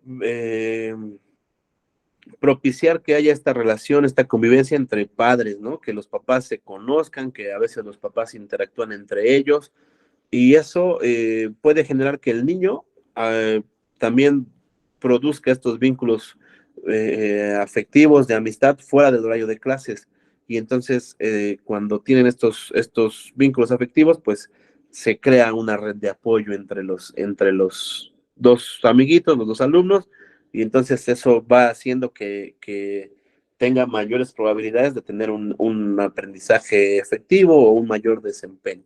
¿Sale? Bien, entonces, la que sigue, Rafita, por favor, vamos al número 8. Tiene que ver con la formación de padres. ¿Y qué es lo de la formación de padres? Seguramente algunos han escuchado hablar de las escuelas para padres, los talleres para padres, cómo los papás se van también capacitando. Y en estos temas de programas para padres, ¿no? Tienen que ver o son todos aquellos que tratan de ayudar a los papás a que mejoren el ambiente familiar en casa, que mejoren el currículo del hogar y todo eso en beneficio del aprendizaje de nuestros alumnos. La que sigue, Rafa, por favor, el aprendizaje de sus hijos. Y estos programas pueden tener son muy variables, ¿no? Pueden tener una gama muy amplia de posibilidades que, que, que, que pueden producir resultados diferentes, ¿no? Y sobre todo resultados importantes. La que sigue, maestro Rafita, por favor. Perdón, profe, una disculpa para todos, no se ha cambiado. Ok, no te preocupes, aquí ahorita con calma. Bien, entonces. Recuérdense que les dije que Sam Reading escribía este libro, este compendio, pues desde Europa, ¿no? Y entonces, ahí en Europa estilan visitas a las escuelas, ¿no? Es muy común que vaya un visitador a las escuelas y los entreviste y vea qué está pasando. Bueno, aquí nosotros no tenemos esa parte, ¿no? ¿Qué sí podríamos tener? Las sesiones grupales dirigidas a los papás, ¿no? Por un capacitador, por un experto. Después el papá que el más trucha, pues que entendió, vuelve a dar la capacitación, ¿no? La repite por otros lados y los papás se van cada vez y cada vez más capacitando, ¿no? La parte más importante tiene que ver con estos cursos, con estos talleres que se desarrollan por expertos, por personas que ya están capacitadas y que saben de lo que hablan, ¿no? A veces un maestro con mucha energía, con mucha buena intención, pues da su taller para padres, ¿no? Pero eso ser docente no lo hace un experto. Hoy tenemos varias opciones donde se pueden ir dando estos talleres, estas conferencias por expertos, ¿sale? Bueno, estos programas intentan que los papás mejoren la calidad con la que se relacionan con sus hijos, ¿no? Acuérdense que hablamos del currículo del hogar y la comunicación efectiva padres e hijos, ¿no? Y una vez que lo desarrollen, que favorezcan su mejora, pues se espera que por mera deducción, por mera lógica, el desempeño del alumno incremente, suba, ¿no? ¿Por qué? Porque se supone que, acuérdense que les dije que el lenguaje desarrolla el intelecto, ¿no? El pensamiento. Entre más se favorezca el lenguaje, mucho más va a ser el desarrollo intelectual de los niños, ¿sale? La que sigue, por favor, Rafita. En todas las escuelas donde se enseñan a los papás a reforzar los aprendizajes, también podemos inferir o se pueden encontrar alumnos que están mucho más predispuestos al aprendizaje. Alumnos donde es muy raro que se ausenten, donde hay poco ausentismo escolar, ¿sale? Los programas en donde además de los padres participan los hijos, resultan ser todavía más eficientes, más eficaces que donde solo participan los papás, ¿no? Pero, insisto, esto tiene que ser llevado a cabo por un experto, por alguien que ya lo puso en práctica, que ya hizo su estudio y que sabe que su método, que su metodología funciona, no improvisado. Luego, por ejemplo, el trabajador social, que no es trabajador social porque no estudió la carrera de trabajador social, sino que lo pusieron a trabajar ahí porque no había otro espacio, pues ahora víntete un taller para padres, ni modo, ¿no? Me lo tengo que aventar porque es una indicación, pero eso no quiere decir que sea el experto, ¿no? O el maestro de biología, que porque sabe del desarrollo de los niños, no, eso no sirve. O el de educación física, que no, no, no, no, no, porque por eso estudiamos una cosa, otra cosa u otra cosa, que siempre se ha hecho por los expertos, ¿sale? Eso va a hacer que funcione. Es como tu carro, lo vas a llevar con alguien que pues por lógica debe saber cómo funciona un motor de combustión interna o con un mecánico que arregla los carros, ¿no? Así funciona esto también, ¿sale? La que sigue, Rafita, por favor. ¿Qué sí podríamos hacer? ¿Qué sí podríamos hacer nosotros como escuela? Podríamos ayudarle a los papás a desarrollar ese currículo del hogar. ¿Cómo? Dándoles estrategias de estudio para los niños, proponiéndoles temas que pudieran leer, ¿no? Libros que pudieran revisar, sitios históricos, museos, actividades que pudieran realizar, a lo mejor palabras, juegos de mesa que le favorezcan al niño, ¿no? Por ejemplo, hay un juego que tiene que ver con letras que se llama Scrabble, ¿no? Un montón de cosas que pueden hacer que el currículo del hogar se fortalezca, ¿sale? Eso sí podemos hacer nosotros como maestros, ayudarles, la que sigue, Rafita, por favor, ayudarles a fortalecer ese currículo del hogar, ¿sale? Tenemos un problema. A veces los papás son muy reacios, son muy rejegos a esa buena intención. Piensan que nosotros, ¿por qué le vamos a enseñar, no? Y luego si los ven jovencitos, pues, ¿qué este chamaco qué me va a enseñar? O ¿cómo? ¿Qué le voy a aprender? Bueno, por eso es importante que estemos bien conscientes y bien preparados de que a veces nos vamos a encontrar con esta negativa, ¿no? Es importante que como docente no nos sintamos impotentes, no nos sintamos frustrados, ¿no? Porque al final del día preparar este tipo de actividades consume mucho tiempo, pero también puede haber una gran negativa de los papás, ¿no? Sobre todo si son papás donde les cuesta mucho esta parte emocional, esta parte afectiva, que no quieren abrazar al niño, que no lo quieren ni tomar de la mano, ¿no? Híjole, se vuelve algo complicado estos talleres para padres, ¿no? Hay un problema doble en esta formación para los padres, ¿no? Primero, los expertos cobran una buena lana, ¿no? Por ir a hacer el taller, ¿no? En segundo, conseguir que los papás participen. ¿Qué se puede hacer? Bueno, como cobran mucho dinero, pues imagínense si llevamos a los 1000 papás, si son 1000 alumnos y llevamos a papá y mamá, son 2000 personas que están en el taller. Es una lanota, ¿no? ¿Qué puede hacerse? Trabajar en grupos pequeños, grupos pequeñitos, donde se vuelvan ellos los expertos, que no hagan otra cosa más que repetir el taller, replicar lo que ahí les dijeron, ¿no? O sea, que ellos, digamos, tengan un entrenamiento, que ellos tengan un acompañamiento y ahora sean ellos los que repliquen ese taller con otros grupos igual pequeños, ¿no?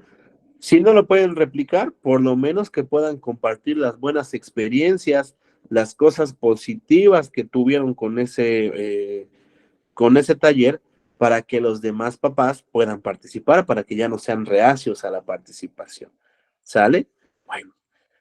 ¿Cómo podemos también solucionar esta parte de que sea muy caro? Bueno, colaborando con otras instituciones. Hay fundaciones que lo hacen sin costo, ¿no? Como Labor Altruista. Hay otras organizaciones gubernamentales como el DIF, como los centros de atención múltiple, que pudieran hacerlo, ¿no? Hay otras áreas gubernamentales como en las presidencias tienen trabajadores sociales, tienen psicólogos, otras universidades que pudieran ir colaborando en este sentido, ¿no? Otra estrategia para poder ayudar a los papás, a los talleres para padres, es llevar a cabo una lista de todo lo que se va ocupando, ¿no? De todo lo que se necesita que se haga en la escuela y con ello promover un programa de capacitación para los padres, ¿no?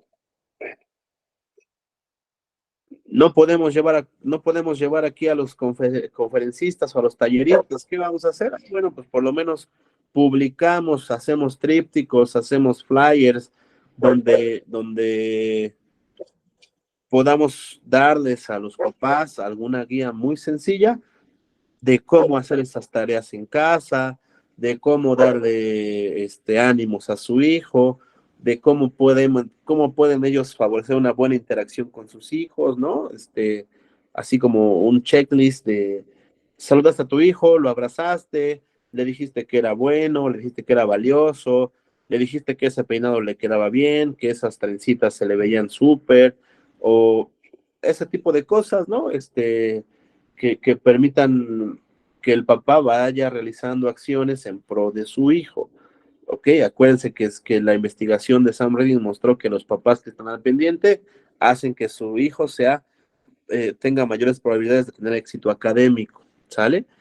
Bueno, y sobre todo, lo más importante es desarrollar el currículo del hogar, ¿sale? Esa es la clave de todo. Si se dan cuenta, los 8 que llevamos hasta ahorita se contienen en el currículo del hogar. Vámonos con la penúltima, Rafita, ya para que vayan a descansar los maestros. Y tiene que ver con la relación que tiene la familia con la escuela. Cómo se relacionan las familias con la escuela. Y así como hay varias familias, ¿no?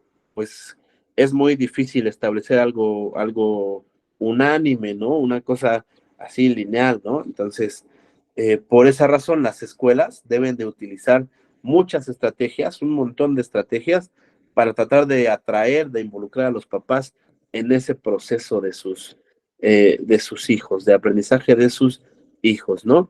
Y entonces, en primer lugar, Sam Regan define estas relaciones de la familia con la escuela en tres periodos de acuerdo al desarrollo económico histórico, ¿no? En la primera fase, él habla de que la familia pues vivía de alguna manera, de manera productiva, lo que podía hacer en el campo, ¿no? Y entonces la familia podía vivir dependiendo de lo que hacían sus hijos, ¿no? La familia subsistía dependiendo del trabajo que hacían sus hijos. En la segunda fase, ¿no? Bueno, en esa primera fase, a la familia no le importaba que su hijo aprendiera a leer, a hacer cuentas, fuera a la universidad. La familia ocupaba que el niño trabajara, que el hijo trabajara para poder llevar dinero, ¿no? La función, entonces, en esta situación de la escuela, era tratar de liberarlos de sus familias para que el niño pudiera tener mejores posibilidades de desarrollo. Era mucho más difícil, ¿no?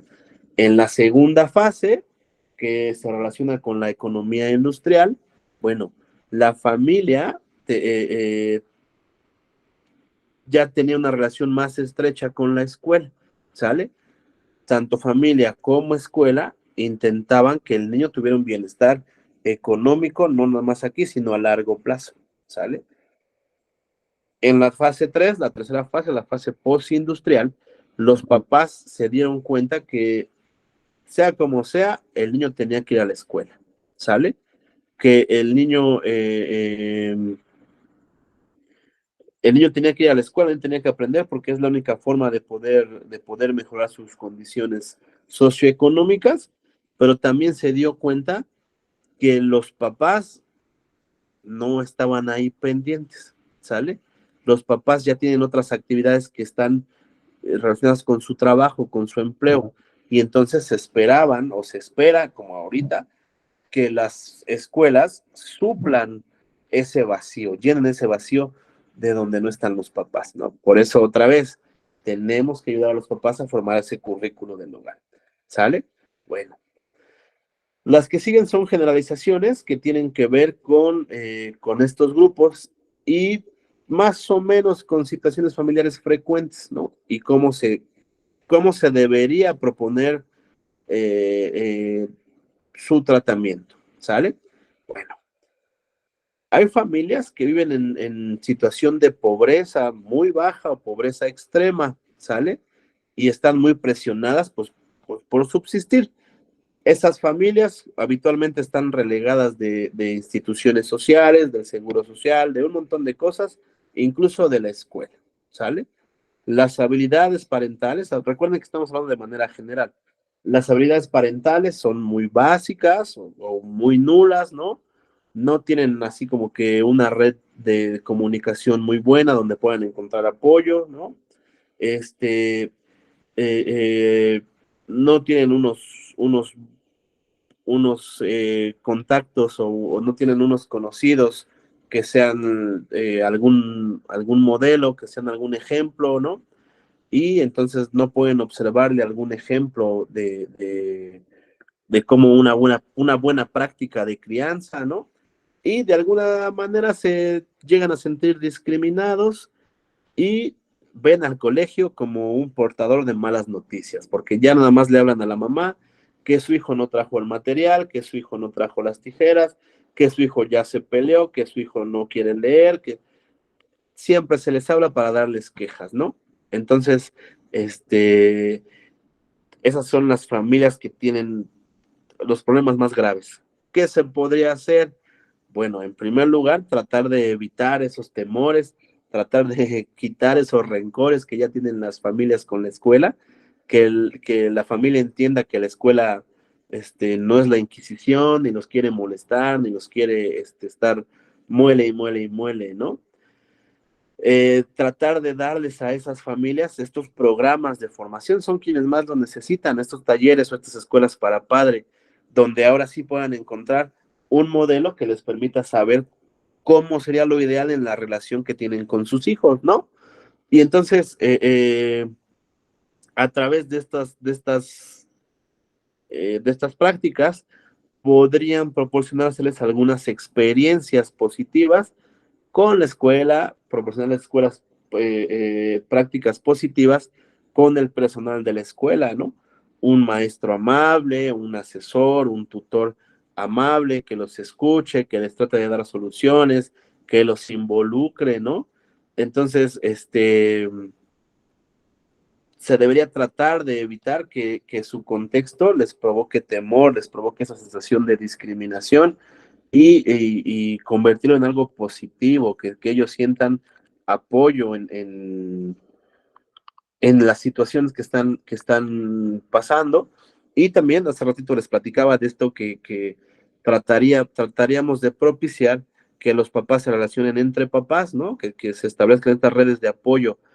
Bueno, haciendo esto también, el papá podría sentir este acompañamiento por otro papá para que su hijo pueda realizar las tareas que se le encomiendan o las actividades de aprendizaje que se le encomiendan, ¿no? Otro tipo de familias son las familias que están centradas en los niños, en los alumnos. Y entonces estas familias entienden que la escuela es un lugar donde se va a mejorar su situación económica, ¿no? Le están dando el arma para que el niño pueda mejorar su situación económica. De alguna manera, esas familias tienen otra visión de la escuela y desconfían un poquito de la escuela y de todos nosotros, de los maestros, porque en su percepción sienten que no se les da toda la atención a los hijos, ¿no? Ellos creen que se debería dar todavía más y como están esperanzados a que la escuela sea su puerta a la mejora económica, pues están muy pendientes de lo que se hace en la escuela. ¿Qué se tiene que hacer? Ah, bueno, tenemos que juntar las expectativas, ¿no? Los esfuerzos de estos papás que están ahí muy pendientes, llevarlos a actividades que beneficien el desarrollo, perdón, el desarrollo académico de sus hijos y el desarrollo personal también de sus hijos, ¿sale? ¿Cómo se va a hacer? Ah, bueno, acuérdense que a través del lenguaje, a través de esa práctica social del lenguaje, la inteligencia se va desarrollando. Si mi hijo interactúa con otras personas que también son capaces de pensar, de formular hipótesis, entonces todos nos vamos potenciando, ¿sale? El tercer tipo de familias son las familias que se centran no en la escuela, no en los alumnos, sino se centran en los padres, donde el padre es muy exitoso profesionalmente, el papá es muy exitoso económicamente, ¿sale? Están muy ocupados y aunque sí le dan mucho valor a la escuela, aunque sí le dan una importancia central a la escuela, su trabajo los absorbe demasiado y entonces no pueden estar ahí acompañando al niño. Les decía, la escuela suple la ausencia de los papás. Es muy común que este tipo de familias donde los papás son económicamente exitosos y profesionalmente exitosos, a veces ambos casos, ¿no? Eh, eh, envían a sus hijos a los colegios más caros, ¿no? A los colegios mejores pagados, para tratar precisamente de suplir ese vacío, ¿sale? Y entonces, si lo mando al colegio más caro, pues lo estoy mandando al mejor colegio y a mi hijo no le debería faltar nada, incluso yo, para que él sea exitoso, ¿no? Es esa parte de cómo ven a la educación, ¿sale? Hay un problema con ese tipo de familias. ¿Cuál es el problema? Como no están los papás, les suplen todo, ¿no? Pues ahora ten el internet, ten la computadora, ten el Nintendo, ten la tablet, ten cualquier cosa, ¿no? Hasta ten, vete de compras, ahí está el dinero, pide de comer porque no te puedo cocinar, ahí están las aplicaciones, o ya te mandé a pedir la comida con fulanito, perenganito, ahí está, ¿no? Y de alguna manera intentan cubrir su ausencia de manera económica, ¿no? ¿Qué se tiene que hacer? Ah, bueno, tratar de llevarlos a una relación muy próxima con sus hijos, una relación muy cercana con sus hijos. Y que tenga que ver, que el papá pueda observar, que el papá pueda ver cómo lo positivo, pueda ver todo lo que se está perdiendo al pagar porque alguien haga lo que él debería hacer, ¿no? De que el papá se sienta bien con lo que está pasando. Y finalmente, tiene que ver, la línea número 10 tiene que ver con las familias y las comunidades. Vamos con la última, maestro Rafa, por favor. Las familias y las comunidades. Bueno, cuando las familias de los alumnos se van relacionando entre sí, podemos hablar de que se incrementa el capital social, ¿no? Ya tenemos ahí un buen capital social. Los niños se van atendiendo por un número mayor de adultos, ¿no? Es decir, ya no nada más interactúan con su papá, sino interactúan con el papá del amiguito, con la mamá del amiguito. A veces el amiguito tiene hermanos más grandes o más chicos y empieza a haber esta interacción social, ¿no? Y entonces entre familias se empiezan a compartir pautas de crianza, se empiezan a compartir normas, ¿no? Reglas, se empiezan a compartir estas, incluso experiencias que tienen que ver con la escuela, ¿sale? Bueno, las familias de estos alumnos que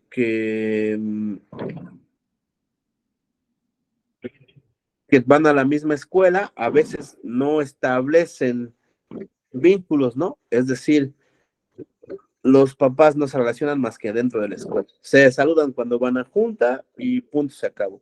No hay una comunidad, no se forma una comunidad, simplemente lo conozco en la escuela y después quién sabe quién sea, quién sabe dónde ande, no se forma esta red, ¿no? Bueno, cuando sí se forma, cuando todos los adultos que lo rodean empiezan a compartir ideologías, creencias, valores, ¿no? Entonces el niño empieza a recibir una orientación mucho más en forma y mucho más consistente, y eso hace que el niño empiece a cambiar, empiece a mejorar, ¿sale? Una escuela entonces debería percibirse a sí misma como una comunidad que se forma por todos los elementos. ¿Cuáles son sus elementos? Ah, bueno, va desde todo el personal, desde el que nos ayuda a que la escuela esté en las mejores condiciones para brindar el servicio, hasta el que la dirige, ¿no? O incluso hasta el que la supervisa. Y entonces, esa comunidad formada por todos los elementos se ve a sí misma, se concibe a sí misma como eso, como una comunidad y no como una organización. Si nos concebimos como una comunidad, es mucho más probable que se puedan fomentar estas interacciones sociales y se pueda ir generando este capital social del que habla Sam Reading, que permite que los niños tengan varias experiencias de otras personas. ¿Sale? Bueno, los papás, eh, eh, acuérdense que forman parte de algún grupo. Hay papás que forman parte de algún grupo, como sociedad de alumnos, los comités, etcétera, etcétera, etcétera. ¿Sale? Los, perdón, es que no sé por qué hay cuentas, creo que no me escuchan bien. Sí, sí, ¿me logran escuchar? Sí, profe, sí, Sí, sí, lo escuchamos bien. ok, gracias, disculpen. Bueno, los elementos que van constituyendo un programa que constituya una comunidad en la escuela, pues tienen que ver con estas partes de, la que sigue, por favor, Rafita, con estas partes de representación. Los papás forman parte de comités, ¿no? Ya les decía, los comités de padres de familia, el de participación social, la brigada escolar, etcétera, etcétera, etcétera. También fomentan que se compartan valores educativos, ¿no? Tanto padres y maestros, ¿no? Docentes y familias, pues entonces pueden ir concretando juntos cuáles son los objetivos, cuáles son los valores educativos mínimos, cuáles son los valores educativos comunes y qué se espera de ese grupo, ¿no? Y entonces este capital social precisamente funciona para eso, ¿no? Para poder establecer, para poder implementar los valores educativos.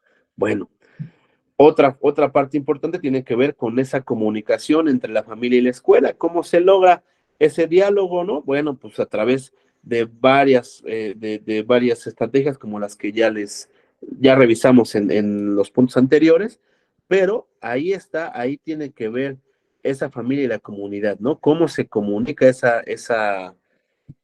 cómo se relaciona esa familia y la comunidad educativa que se está formando, ¿sale? O al revés, una comunidad educativa está integrada por las familias, por los demás padres, por los alumnos y por todo el personal de las escuelas, ¿no? Y entonces, ¿cómo esa comunidad que ya está formada intenta agregar a esa familia que se queda todavía ahí aislada, solita, que se reniega? Ah, bueno, la comunidad, una vez que logremos formar una comunidad, por muy pequeña que sea, esa comunidad va a tender a crecer, va a tender a ir formando, a irse ampliando y entonces ese que estaba solito ahí renegando, en algún momento va a ser absorbido por la comunidad y ahora sí vamos a lograr potenciarlo, ¿sale? Para poder lograr entonces que el niño tenga el máximo logro de los aprendizajes. Bien, la que sigue, maestro Rafa.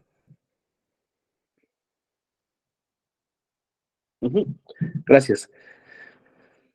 Ese máximo logro de los aprendizajes tiene que ver entonces con cómo mejoran constantemente las habilidades, tanto los papás en la creación de este currículo del hogar, como los docentes en cualquiera de sus quehaceres, y eso en qué se va a traducir? Ah, bueno, en la mejora de los niños, ¿no? En el aprendizaje de los niños.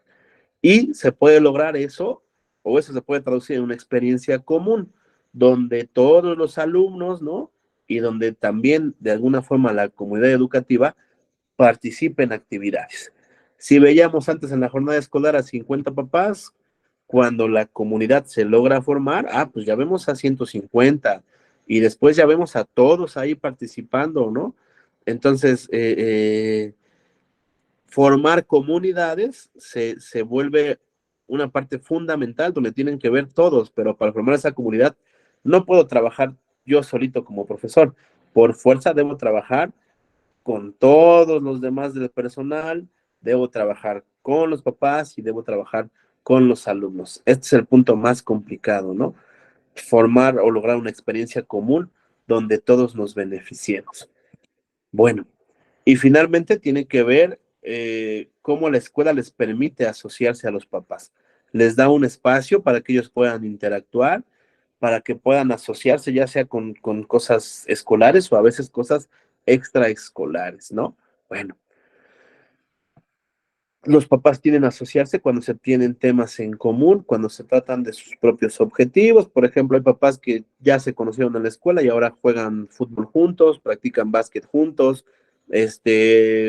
no sé, tienen intereses en común y entonces eso les permite irse asociando y formar, aunque no fuera tan grande, sí una asociación, una red de apoyo entre padres. ¿Sale? Bueno, estas fueron las 10 líneas que propone Sam Reading para poder lograr de manera efectiva la participación de las familias en las escuelas. ¿Sale? Seguramente ustedes, mucho de lo que aquí se vio, ya lo han hecho, ya lo han puesto en práctica, lo pudieron recordar. ¿Y por qué es importante? Bueno, en su examen les van a ir preguntando sobre, no así literal, no específico, porque acuérdense que son preguntas de nivel 3 de aplicación, y entonces,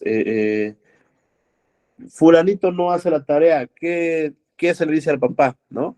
Perenganito se muestra muy agresivo, ¿qué acciones debes tomar de acuerdo con su mamá o su papá? Bueno, ahí es donde se aplica este tema de familias y escuelas, ¿sale? Esto ha sido todo referente al tema de hoy. Vamos a pasar al momento de las preguntas, para lo cual regreso la cámara y micrófonos a mis compañeros, perdón, no sin antes preguntarles, maestras, maestros, ¿tienen alguna duda sobre el tema que se revisó en este momento? Si es así, el micrófono es todo suyo.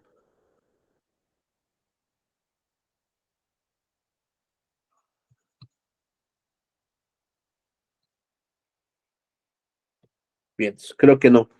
Adelante, maestro Luis, maestro Ariel.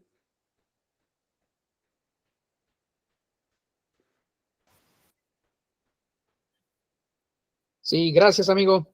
Pues bueno, vamos a dar paso ya para no, bueno, para ir terminando nuestra sesión. Si me escuchan bien. Sí, sí, sí, fuerte y claro. Gracias, amigo. Y por ahí también si podemos ir parando la grabación para dar paso a las preguntas.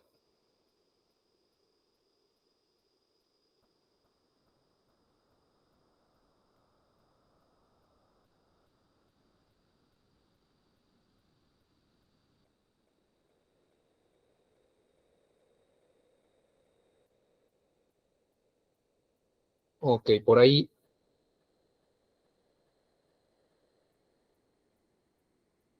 Cuando estén listos,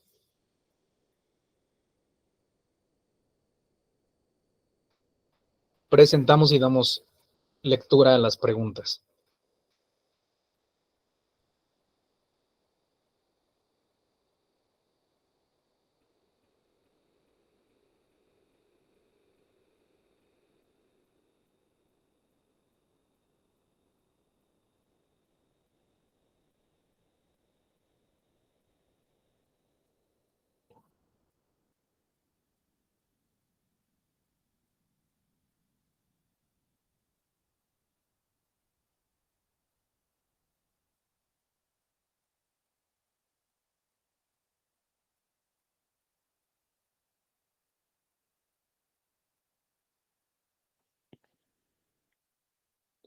Creo que sigue con dificultades técnicas, Ale. Voy a presentarlo yo para que le avancemos. ¿Sale? Dame un segundo, Cana. Sí, gracias, amigo.